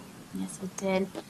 And I want to note that you mentioned Ricky was from South Carolina, but I know he has spent many winters in Arizona. I know he's played these courses so many times, but I want to say shout out because Ricky was born and raised in great state of Ohio. So he's an Ohio boy. And right there we see Simon stepping up, parking the hole. That was a great shot to recover from that last birdie that he wasn't able to capitalize on. Setting himself up great. Here we got Jalle Stoor. Yeah, I'm really happy to see Simon throw that sidearm. That was awesome. Jalle going to take the more traditional line, just like Ricky. Again, that's the line they're trying to ride, right on the crux of the hill. Jalle just giving himself just enough. Crowd likes it, so he must have a good birdie putt, but he might be lined up with that palm tree. Yeah, a little sharper angle there. I think he would have been able to get a bigger skip toward the basket and take advantage of being high on that hillside. We have the chase card coverage from holes 10 and 11. So let's check out and see what Steve Brinster and Sias are throwing on these holes. And there we go. We see what happened to those ducks. I don't think we had any of those ducks when we were teeing off. Well, the ducks seemingly don't have a problem with it. And Steve Brinster is the struggling the most in this group, but throwing a really nice shot there, giving himself an opportunity for a birdie. Sias Elmore still holding in there strong. He is in fourth place currently, just laying that one up there. And here's the birdie for Steve. Nice. Attaboy, Stevie. Wow, it was like you knew that he got a birdie. How can you see in the future like that? Well, I trust in my boy Steve, and let's see what Steve can do here. Looked like he released it just a little bit low, and yeah, coming up really short. As we saw, we know what this hole looks like now. So, yeah, sidearm there for Alex Russell. Alex really dropped off over the last 4 or 5 holes. He did pick up a bogey as well. So we'll see how he is. And here's Philo putting down the hill and canning it. Wow. That's a death putt right there. I mean, Philo that was a good distance, and he wasn't scared to make that death putt. Here we get back on the hole with Jalle Stoor going for his birdie putt. Another little Anheuser floaty shot. Unfortunately, he didn't have enough chains to grab onto, and chains out left. Yeah, and just a little bit of look into the player's mind. When Jalle threw that shot, the crowd did cheer for him. He probably knew he was lined up with that tree. And as a player, I always thought, well, what are you clapping for? I got a tree in my way. But, they don't really know that. So we always appreciate the claps. Ricky making that putt, that was a big thing for him, throwing that backhand compared to what Eagle did and what Simon did with those 2 sidearms. Yeah, that just seemed pretty easy. Ricky clearly had a nice vantage point of the chains in the basket. Eagle's got to get a little bit more flexible, do a little yoga pose there, but he was able to grab that birdie as well.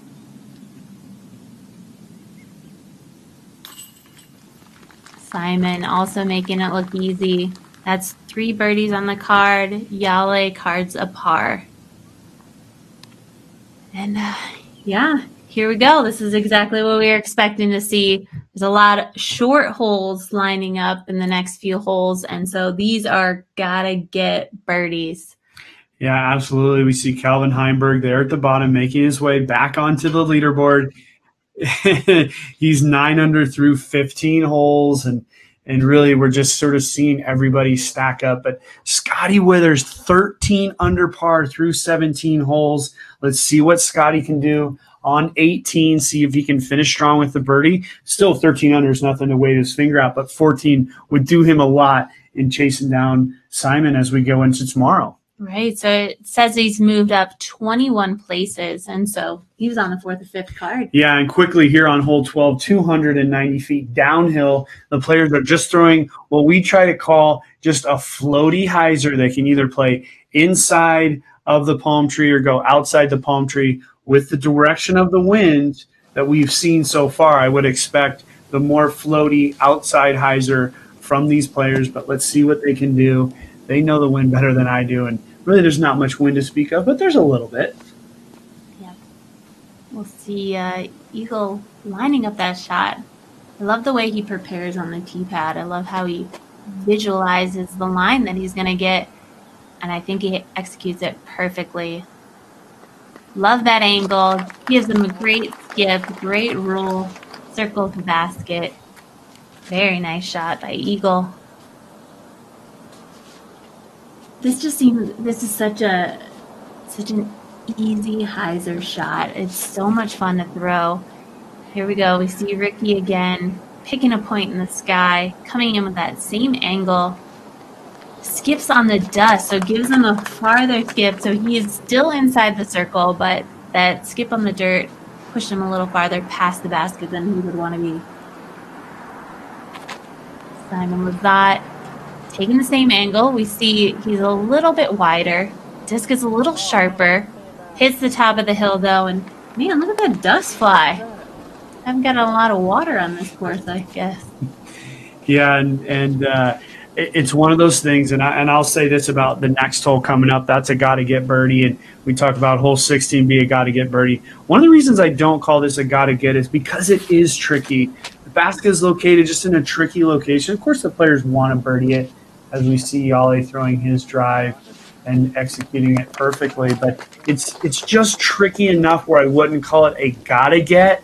But, of course, in these conditions and in this specific situation, it definitely is a got-to-get birdie. And really, they'll all be got-to-get birdies as we move down these last 7 or 8 holes. And while these guys are walking to their disc, we're going to take a short commercial break, check out what Keen Footwear's got for us.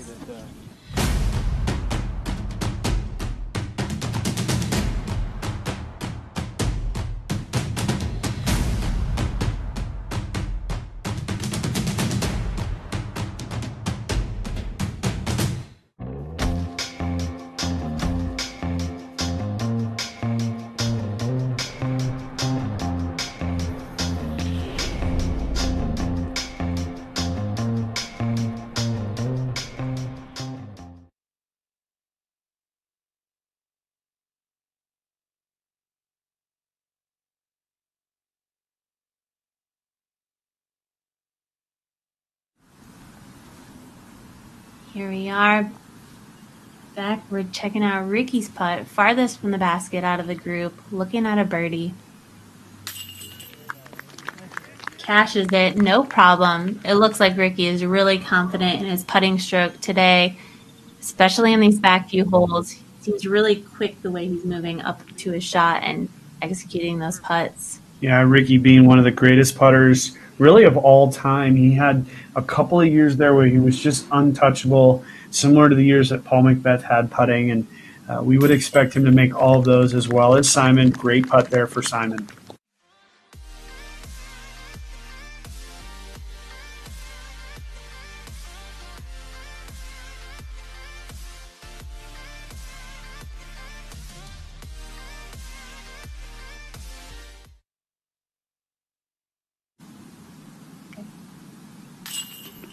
Jalle Stoor, closest to the basket, parks it right there. Or was it Eagle? Is Eagle still there? Yeah, there he is. So it was Eagle who got the CTP. A star frame for our leaders. Walk it off. Walk it off. Val calls the walk it off.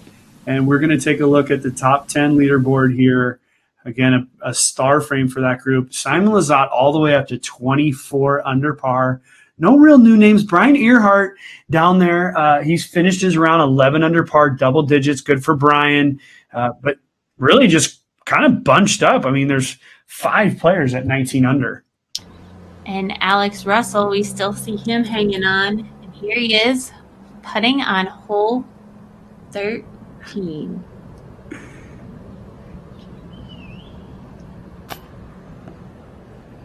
Just inside the circle, a little high on that. He had to get that extension. I mean, he's shooting slightly uphill at that basket. Yeah, and we will look at the overview of this hole, but this is an absolute gotta get. And what we just saw that our cameraman didn't catch is that Alex took a massive roll away. And boy, I just don't even know what to say. I mean, just unlucky. That's not something you would expect on this hole, and especially not a roll in that direction. Yeah, usually the rolls would come in the other direction, but now he's left himself a 40-foot putt for par. Wow, it's still a good run. That is unfortunate. You're just talking. It's a gotta-get birdie, and here he is sitting with a drop-in bogey. Yeah, unfortunately, that's going to be it for Alex at this point of the tournament. Of course, at this point of the round, something like that is just so unfortunate. It's tough to come back from. We'll see how he can handle it. Cy Selmore lining it up. One thing I always like to say is had he made that putt, that rollaway wouldn't have happened. So you make your own luck in some ways, but Cy's not allowing that and just putting it right in the basket. Here we go. We got Steve Brinster marking his lie here. And we'll get to see the Steve Brinster signature putt. I mean, there's not a lot of players out here with such signature putts like Steve, but you can spot him from across the course. Steve, of course, a USDGC champion. No, not very shy when it comes to playing great golf and making those putts. And you're right, that is a very signature-looking putt. Good putt there, Stevie. Philo with just a tap out. There we go. Alex is going to tap out. Again, that's a bogey for Alex. Probably dropping him off that that leaderboard that we've been looking at. And, look, we're going to head back to the leader card, see him hanging around the tee pad. We've got Eagle McMahon first on the tee. And here we go with one of those half tee pad, half sidewalk tee pads.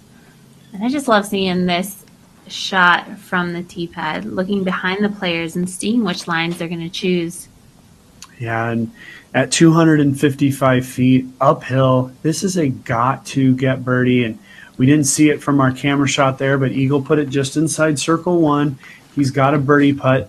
The players have the option of going up or down. With how that branch is opening up, it's giving you a great opportunity to throw that high hyzer shot. Ricky executed that perfectly. Taking that nice hyzer angle, it just landed right next to the basket. That was all the spin and all the speed it needed. Landed perfectly right there. Simon Lizotte taking a little bit lower route, an inside shot. He ends up on the left side of the basket, down where we saw Alex taking his putt from in the ravine there. Still looking great. Yeah, he's going to have a little bit of a longer putt. That wasn't perfectly executed by Simon. We've gotten used to seeing him perfectly execute shots. We're going to see all four players go above the branch. This looks like it's on a good line from the release. Should be very close to the basket.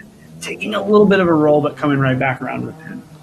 Yes, he took a great angle on that. I really like the wider shot on that and allowing the disc to do all the work. As long as you put enough power behind it, it's going to reach the same distance as a basket. But that hyzer, hopefully you get a good angle, a good skip, or a good roll like Jalle just did, and you're parked. Yeah, and this is going to be 4 straight birdies for Ricky Wysocki. This is going to most likely be 4 straight birdies for Eagle McMahon. And really in this round, Ricky has thrown a birdie a number of throws on all but hole 9, but he unfortunately has had multiple out of bounds. So Ricky could be much further under par here, but he's actually playing really well. He just needs to forget about what happened in those early holes and just finish strong. But we should see Simon Lizotte putt first here once they allow the group ahead of him to tee off on the next hole, as the tee is just above that basket. And we're going to head over. We got Steve BRINSTER again on the chase card, throwing hole 14. Yeah, we have Stevie B, and this is a good thing for our fans to see the way these players play this hole. Steve just trying to land at the crux of that hill, skip it down to the basket. No real crowd reaction, so hard to tell what he was actually able to accomplish there. But this is Alex Russell out of Washington. In the sidearm line. And I see a lot of players do that. Sidearm throwers lining it up with their left hand, trying to get that line in. What a whip he has on that sidearm. Yeah, he was immediately frustrated. This morning we saw Jessica Weiss, one of our leaders on the women's side, park this hole with a sidearm. So I think the sidearm is definitely a good option if you're confident with it.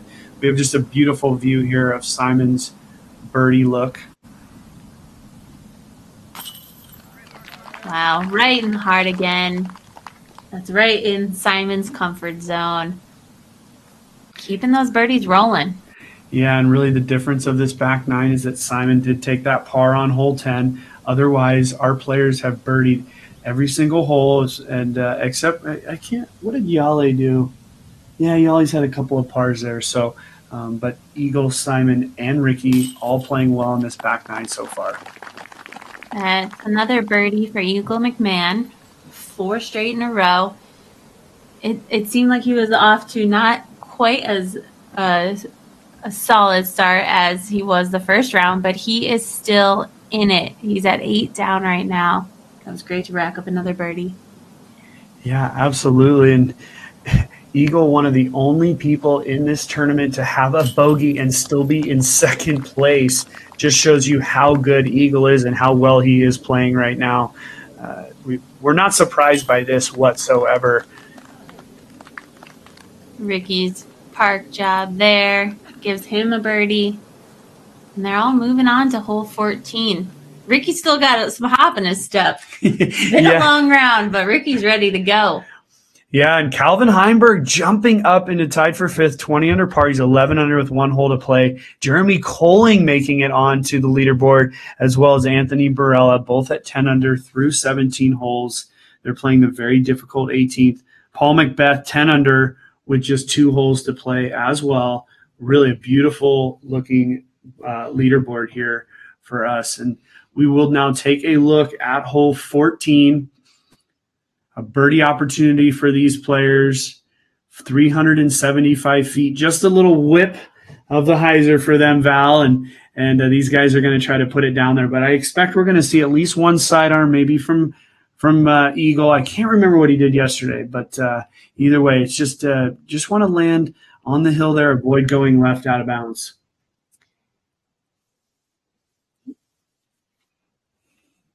And we're going to head over and check out. Maybe not. Yep, maybe we are. Maybe we got Steve Brinster.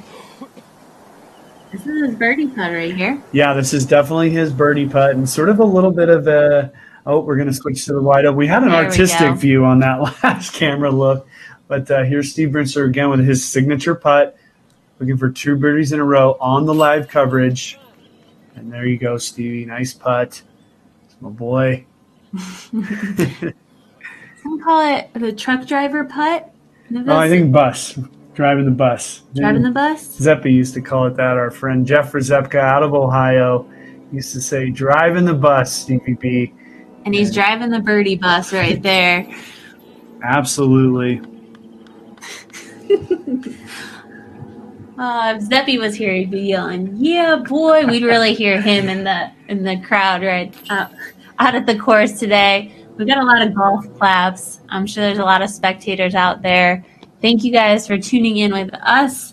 We're all comfy at our homes watching this coverage from Fountain Hills, Arizona. I'm sure we all wish we could be there playing, enjoying. Yeah, and just to update everybody, that was a birdie for Sias Elmore there, and he's at 10 under par through 14 holes, just continuing to play well. I can't say it enough how exciting it is to see a player like Sias, somebody we don't see a lot, playing well and staying up on that board.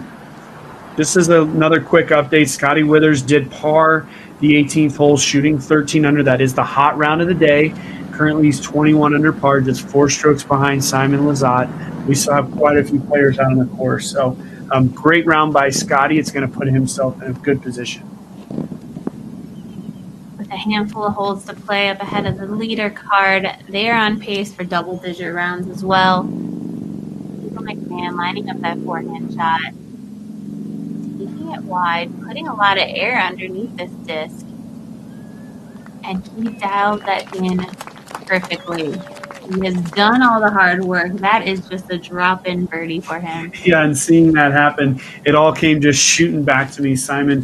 Eagle did literally park this hole yesterday. He was in the crux of that tree with just a drop-in. Here we go, Ricky playing the traditional wide hyzer. A little bit wide, but does it have enough air under it is the question. Seeming like it does. It's going to have a tricky putt from there. Not a bad shot, looking really wide as soon as you release that. And I have seen players catch those trees up near the road on the right, and that is not what you want. But Ricky was able to get enough air underneath it, and he's going to be looking at a birdie. I just wanted to mention the hatless Simon Lizotte going with no hat out here in these beautiful sunny skies of Arizona. I think he looks pretty good. He does. He has a nice curly blonde hair. He's showing it off. Jalle Stoor, last on the tee box, hoping to follow it up with the rest of the guys, giving him a birdie look.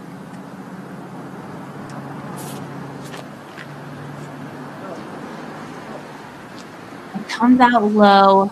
Very sharp hyzer angle there, but thankfully that gives him a little skip to climb up and over the hill. It's okay. Wow. It stays inbounds. Yeah, the guys were already 75 feet off the tee, and that disc was still rolling. Our cameraman keeping it in frame, and unfortunate, but also lucky that he didn't go out of bounds. Yeah, absolutely. And it's so funny. We hear our producer here, Johnny V, yelling, "Get that shot, see that shot," because I know our players cannot see it, but we're here at Fountain Hills and a lot of tricky rolls happen. But as they walk up to their shots, we're going to head over to check out a commercial right now. And I need to check the wind. I just let out my hair. Disc golf is 90% mental. The other 10% also mental. If you want to make new friends on the course, pick up someone's disc in the fairway. By accident. Stay getting birdies, my friends. I can throw this disc around the world in one shot. Never play disc golf too far into the jungle. There may be cheetahs. Someone on your card can't recall if they threw a 6 or a 7. It was probably an 8. See?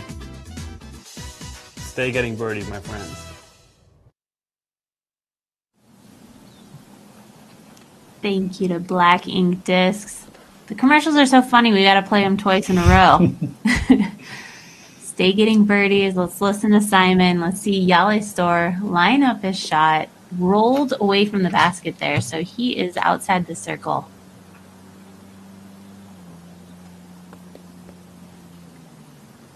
A little high, a little left. Doesn't hit any part of the basket, but he drops right underneath that olive branch and he's got to drop in par.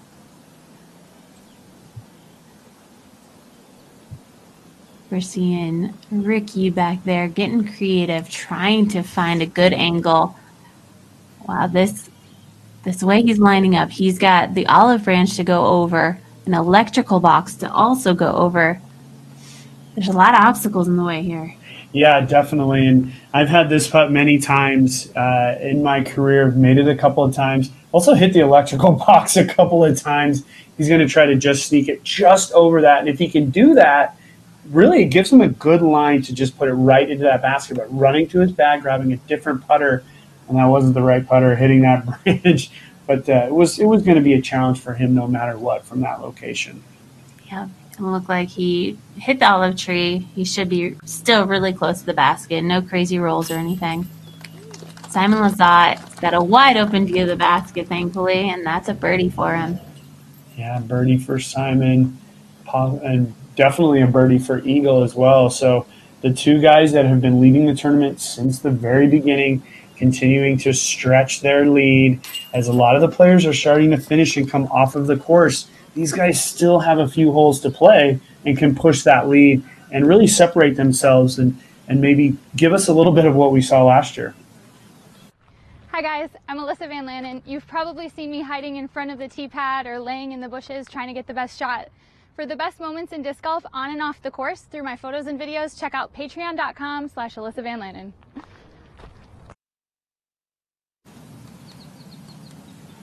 That was great to see Alyssa Van Lannen in front of the camera this time. We do see her laying on the ground, snapping great pictures of our pros out here. And if you have a chance to follow her on Instagram or support her through Patreon, you've got to check her out. She's the hardest working woman out there. Yeah, absolutely. Putting these pros in the spotlight where they need to be. You know, there's something we all have the opportunity as we go ahead and take a look at our 16th or 15th hole here. We'll look at our flyby. This is just a really fun hole to watch. It's 426 feet. There's only one tree in the way, and really the challenge starts when you get onto the green with a couple of palm trees right around the basket. You have to be on the correct side of the basket. Whether it's east, west, north, or south, you need to make sure and be on the right side. So these guys are going to be trying to spike the basket, put it in the proper position. We saw yesterday Simon Lizotte put himself in a good position while a couple of the other players didn't, and they weren't able to convert. So let's see what these players can do. We have the chase card up on the basket.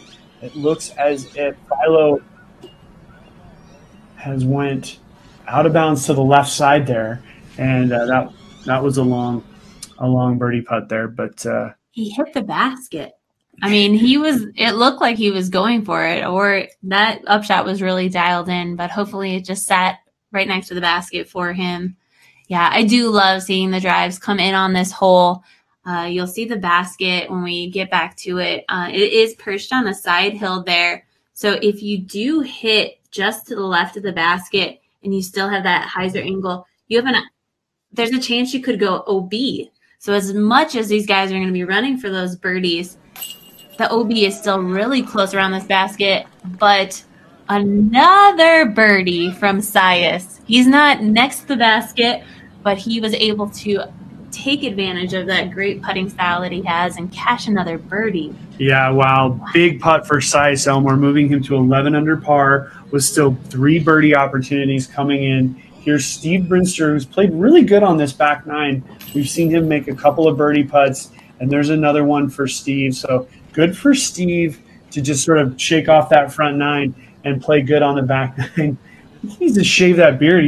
I think he may be a little bit too warm out there, but he needs it when he goes back home there to New York. And we will head back to the tee of hole 15. Our players are just sort of trying to stay loose as there's a little bit of a backup here. The day is wearing on. They see Ricky taking a load off, taking advantage of that chair that he's got on his Yucca cart.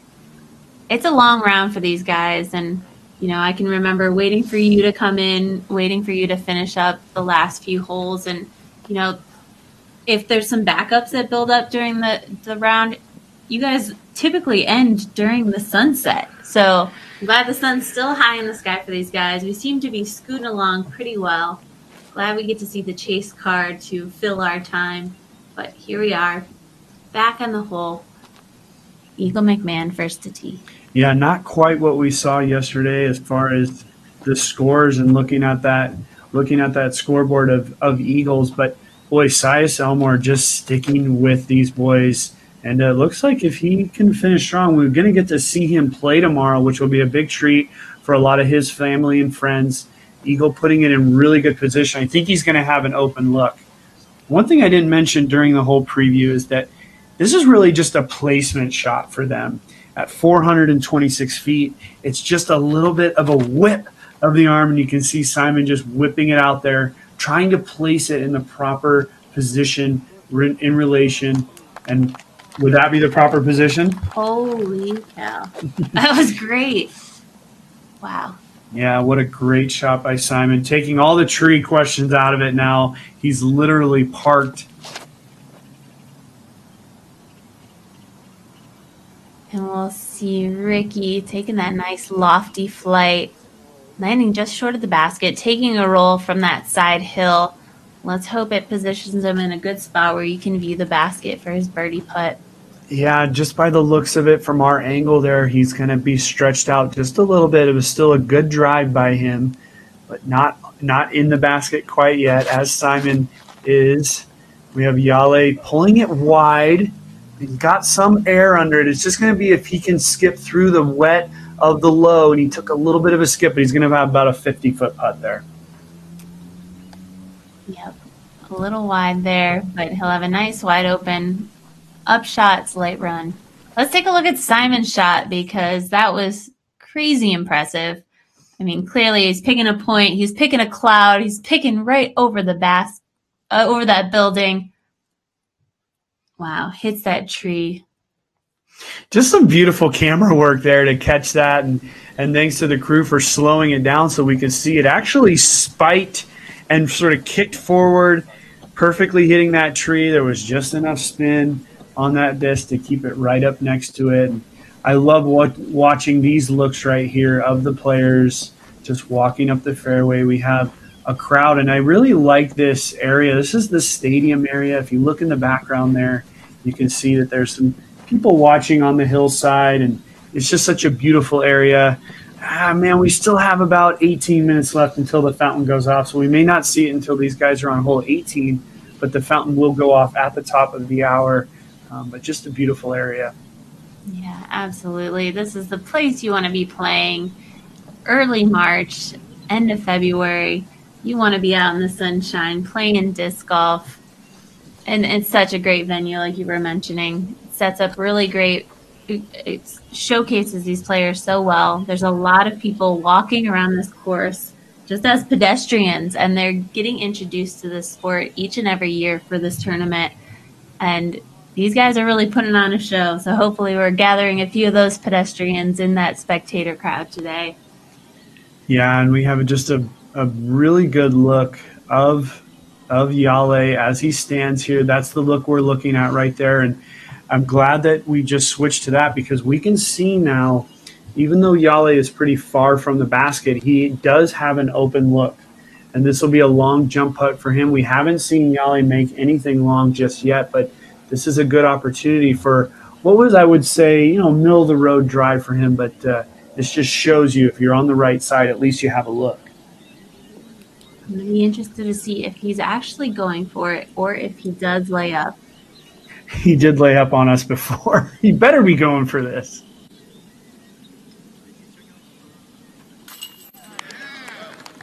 There we go. Boom. So glad he went for that. That got a fist pump in the booth. I'm really happy.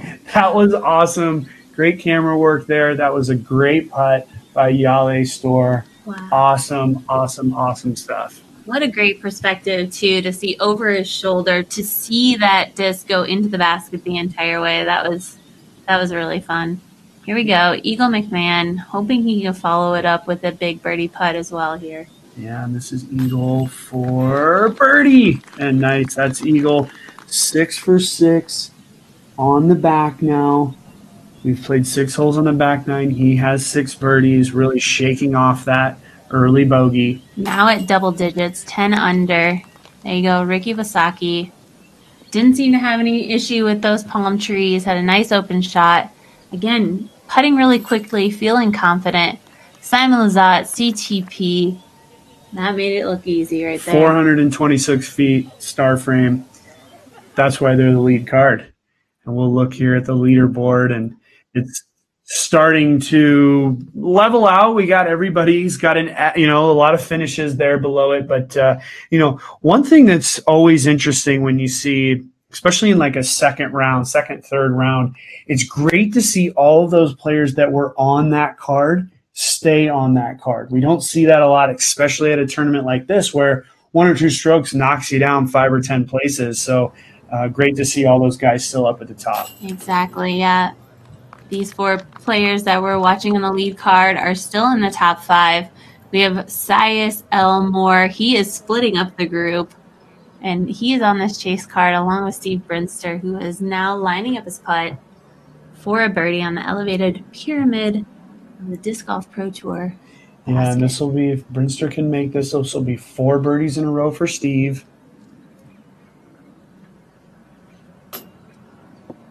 Oh, and I wonder if that elevated basket did get to Steve, and I know how frustrated he is right now, but being that he has that low to high putt, that might have been a little bit of a challenge for him. But let's look here, our third place now, Sias Elmore for birdie to go to 12 under. Wow. Such strong play. Feeling so confident in all parts of his game, obviously. Sias maintains that score.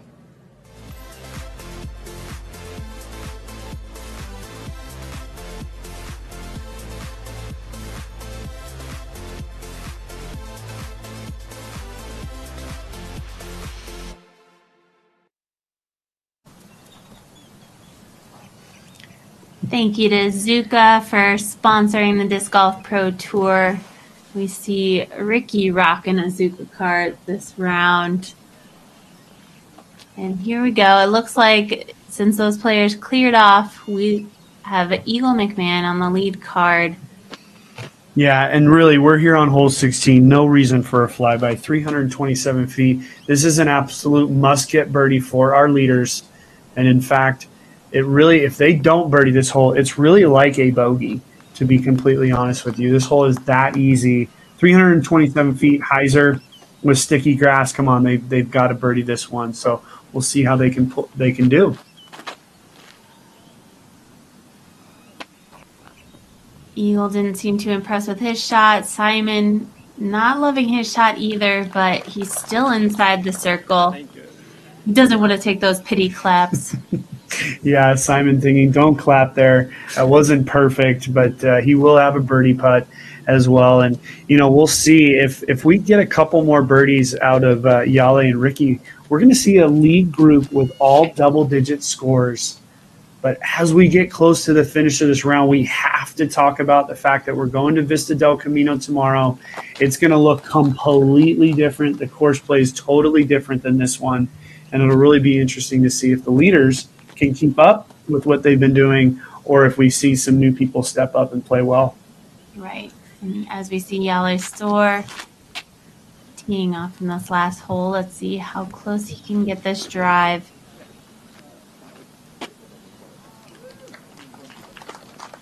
The crowd likes it. And while we wait for these guys to walk up to the tee, we're going to take a quick commercial break, but we'll be back for more action after this.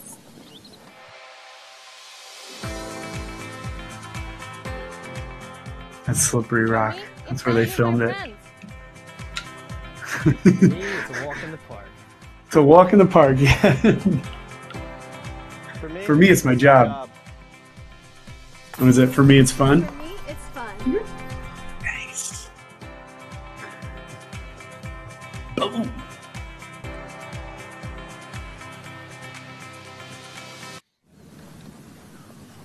And for me, it's a great way to spend a Friday afternoon. Thank you guys for joining us in this live coverage of the Memorial Championship.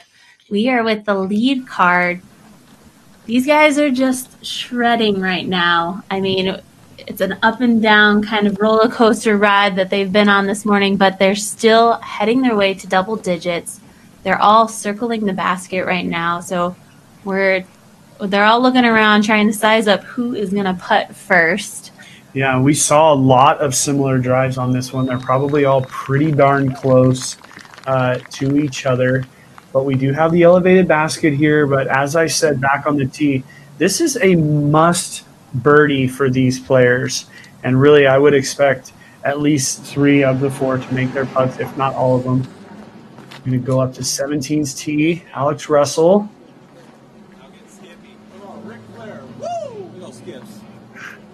Yeah, buddy. Good skip there for Alex Russell. The crowd getting a little Ric Flair woo in there. Nice skip for him. And they've now cleared the tee, and we will see our players now go ahead with their putting. Simon first. Wow. There were no distractions in his way. Simon was the first to make his birdie. And it's going to go round the circle. Let's see who's stepping up next. No, nobody's parked on this elevated basket, so they're all going to have testers for their birdie putts here.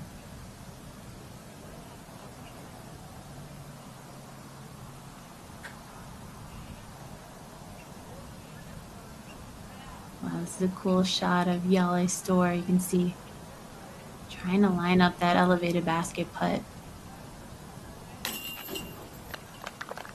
Right in the heart. That's another birdie for him. And we see Ricky stepping up. I'm sure these baskets aren't such an issue when you're tall like Ricky and he reaches right in. These are probably a little more convenient. Now they're like eye level. Yeah, well, if you're on that left side, it is actually a little bit of a bump in the hill with Eagle McMahon. Another star frame for this lead card. And wow, if Simon birdies these last 2 holes, as we'll see the leaderboard, if he birdies these last 2 holes just like he did yesterday, we could see 30 under par through 2 rounds. Just incredible disc golf from our players here on our lead card, and they're really all pushing themselves up. And as I said, with those 2 birdies from Jalle and Ricky, now all 4 players at double digits. Just incredible. It is incredible to see, and I love that these players are following up those incredible rounds from yesterday and still playing just as strong. Not nearly as perfect as yesterday's round was, but they're dealing with the issues, the mental issues. But Sias is still going strong. 13 under par now for Sias. Another birdie puts him at 13 under par. He is still hanging strong. Amazing. It's amazing, to be honest with you, what Jalle hit, or what Sias is been able to do here. He's playing with the big boys right now. And here we are back on the tee with our overview, hole 17, 468 feet down the hill. Absolutely beautiful hole. In fact, to me, one of the signature holes of not only this course, but of the entire tour. Oh, and we're going to miss the fountain by just 7 minutes, but downhill 426 feet. The only really challenge here are those two palm trees being on the correct side. If you're a little long and left, you have a wide open putt. If you're short and right, you got to deal with those palm trees. And sometimes you just got to do what you got to do to entertain yourself and a few backups. You see Eagle there cramming that water bottle into his camo grip bag. And he knows that everybody out there was just watching him do that. And, yeah, that was kind of funny there. But, that really shows where they are mentally.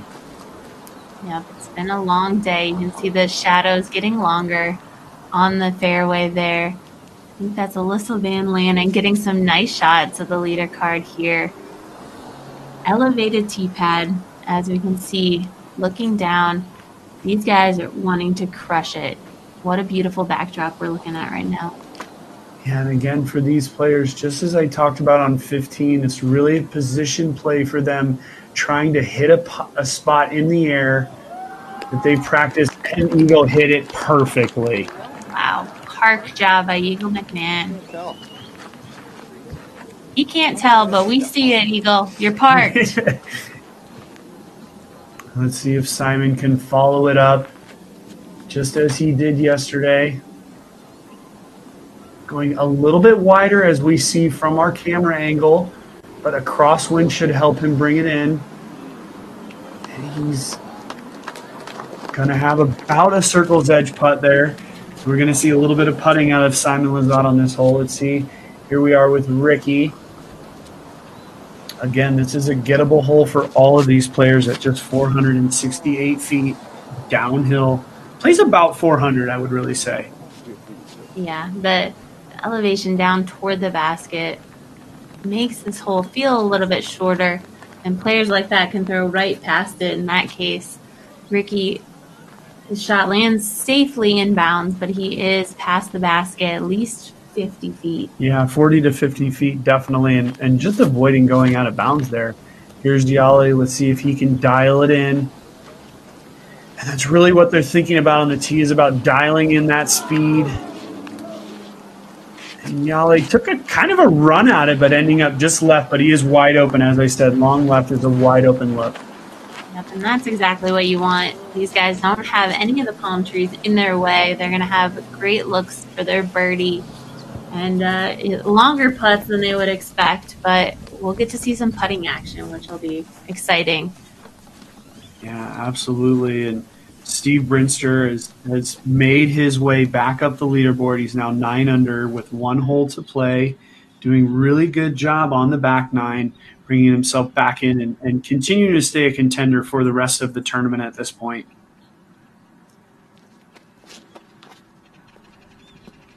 There we go. We see that whip of the sidearm again. It's a great play on hole 18, bringing it back around. Very nice safe shot for Alex.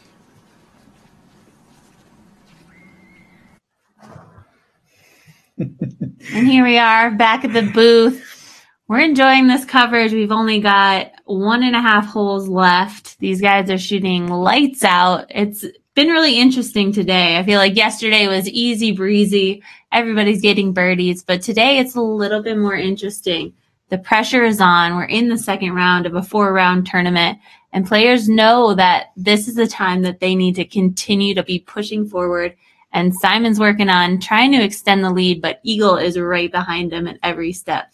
Yeah, and of all the players we've been talking about, Sias Elmore has done the best job on the back nine of continuing to stay with these players.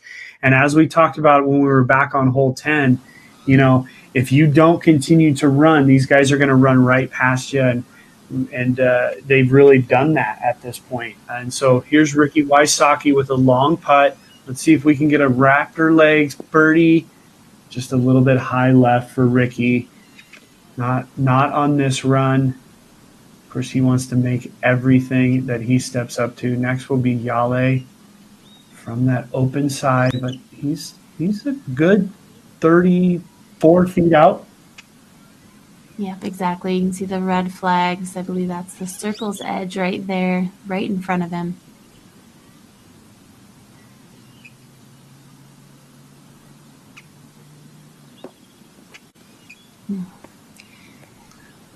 And you know, for me, when I am on the circle's edge, I am jump putting all day. But these guys have so much power behind their putts that they get so much leg power, so much arm power that they're able just to stand there and float these putts in. Yeah, Eagle getting in there to see a look of Simon's putt and seeing it go right in the center, continuing to keep that lead. And Eagle's probably thinking, what do I have to do to try to make up any strokes on this guy? I think we have to talk a lot about Eagle McMahon in this round early on, not playing so well, bogeying the fourth hole with a putt that he putted out of bounds. That was a birdie putt, but got to commend him for really just sticking with it. He's now 12 under par with just one hole to play. So good for Eagle, and kind of one of those things that everybody out there should be thinking about as far as just letting that stuff go. Exactly. He did not let that rattle him at all. I mean, he went for the birdie putt because he thought he can make it, and after that, I mean, he's been going for every birdie putt ever since, and he's been making it. So good on him. What a great way to finish the round. Wow, what does that put Silas at? Elmore goes to 14 under par. One of the most impressive rounds I've seen from a not top player in a very long time. Really happy for Silas. Silas will be excited tonight. It will probably make him sleep a little uneasy knowing what he has tomorrow. Going to get to play with Simon Lizotte and Eagle McMahon, and we'll still see who's going to be that third player. But wow, can't not say enough about Silas. 14 under par in this second round. Exactly. He is stoked right about now. He is going to be just so excited. He's going to be dreaming about heading to Vista. Clearly, he really enjoys playing out at Fountain Hills, and we're taking a look here out at hole 18. Yeah, and hole 18, one of these signature holes of this course, back-to-back signature holes. And, you know, this is one of the greatest finishing holes in disc golf, water all along the left side. It is exactly at 400 feet.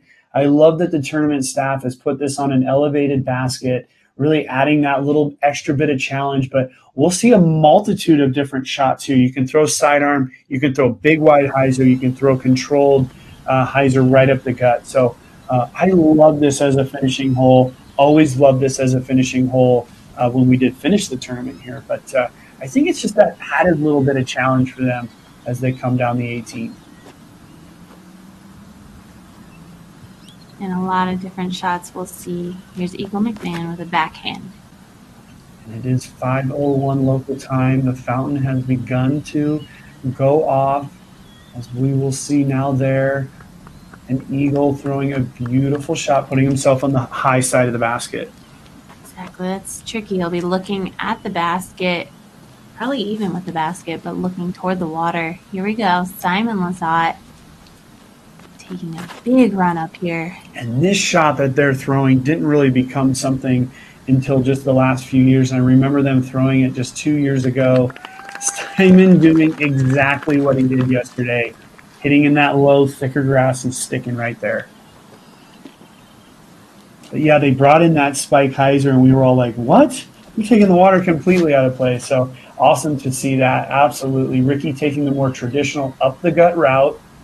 Putting a little turn on the disc. It seems to be holding out to the right side of the fairway. We see a green flag. He is in bounds. He just overturned it up there in the safe zone.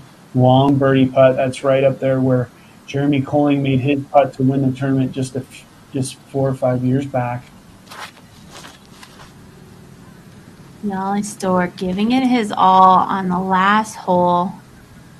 Just way too much turnover on that. That almost seemed like a layup in a way for Jalle. A little bit surprised to see that from that caliber of player.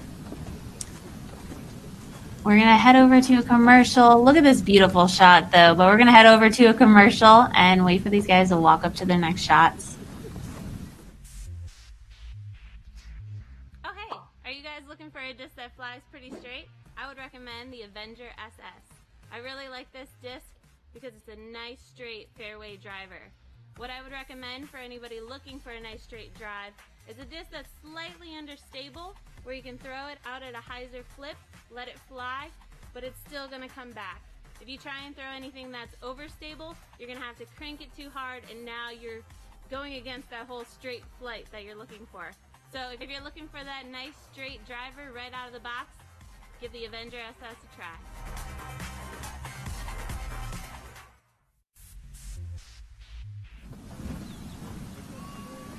Thank you to Discraft for sponsoring this tournament. And if you guys weren't sick of hearing my voice yet, we're going to throw a commercial at you. And I heard that it's going to be the commercial for every 18th hole for this tournament. So sorry, guys, get used to it. You're going to hear Nate and I on this live coverage all weekend long, FPO and MPO coverage. Here's Jalle Stoor. Second shot on this hole. Really has to just lay up. Didn't have the option to go for that birdie putt. Yeah, after that tee shot, it almost seemed like this is the way he was playing it. So a little bit surprising. If Ricky Wysocki can make this putt, he'll move himself into that lead card. Otherwise, it looks like Jalle might hold on to stay on the lead card. Oh. And he hit the pyramid, but he did stay inbounds there. We can just see what a beautiful shot with that fountain going off in the background.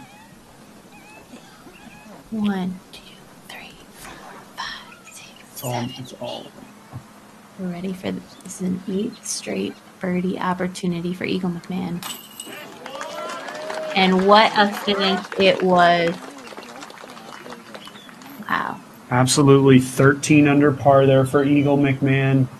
And we're looking at a possible 14 under par from Simon Lizotte if he can make this putt.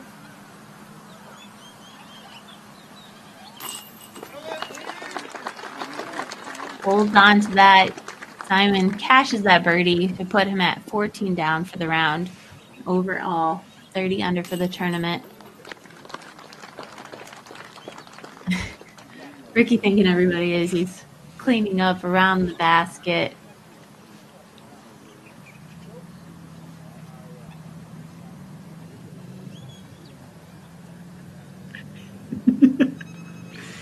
And we just have a few players and people getting around the green here, all excited to see these guys finish up. And what a beautiful look there of the Fountain Hills, Arizona. Wow. What another great day of disc golf. I mean, we saw yesterday, these guys made it look so easy. Today, a little bit of a struggle, but they kept it on track. I mean, I think it's really hard to follow up such a great, basically perfect rounds like Simon and Eagle had, but they shot 13 and 14 down today. Yeah, and really, I mean, as you said, what an impressive day. And it was a little bit of a different day. And as I said a couple of holes ago, Simon Lizotte able to birdie those last two. He is 30 under par through 2 rounds. Just absolutely incredible what Simon's been able to do, not only in this tournament, but he is the defending champion. It's always one of those things that some players can look at being the defending champion as being, something that's a little bit more difficult to do. For him right now, that seems easy, but it's a repeat of last year with Simon Lizotte, Eagle McMahon, and I really have to commend Eagle as well, as I've already said, on just really a great comeback. But Sias Elmore in 3rd place at 26 under par. It'll be interesting to see how he handles tomorrow. I remember, my first couple of times playing in these bigger groups with the better players. It was always difficult, but Sias is one of those guys who can maybe block all that out and have a good time. Jalle Stoor just kind of hanging around, didn't play great on the back nine. Ricky Wysocki, Scotty Withers with a 13 under par, Paul Macbeth, a multiple-time champion of this tournament, shooting 11 under par. And really, we're seeing so many double-digit scores. So I don't know about you, Val, but I think that Fountain Hills really did us a good one here. And for our first time doing live commentary of this course, I feel really blessed and looking forward to tomorrow. So I don't know how this is going to go. And I'm kind of stumbling a little bit here because I'm really trying to think about what tomorrow could bring us. And it's going to be interesting. So I'm really looking forward to it. Right. And these players are popping up amazing scores, double digits. We said this is what you need to do on that on the course to be at the leaderboard. And like we said, we're shifting gears tomorrow. We're heading over to Vista del Camino. It's a little bit more technical. We're going to see these guys hit some great lines, hopefully keep those putts going in the basket, more birdies down the stretch. I'm excited for it, but that's all we can see from Fountain Hills this year. What a great course. That was so much fun to watch. These guys are shooting lights out. Hope they continue it through the weekend, but we are only halfway through. So we want to thank everybody that's been watching on the live coverage. Tune into UDisc Live tomorrow. Follow those scores, and we'll be back again in the morning with the FPO lead card at 10 a.m. Eastern. You'll continue to hear our voices. Thank you to all our staff, all the camera guys out there doing such a great job. Johnny V, you're killing it too. We'll see you guys in the morning. Great job, everybody.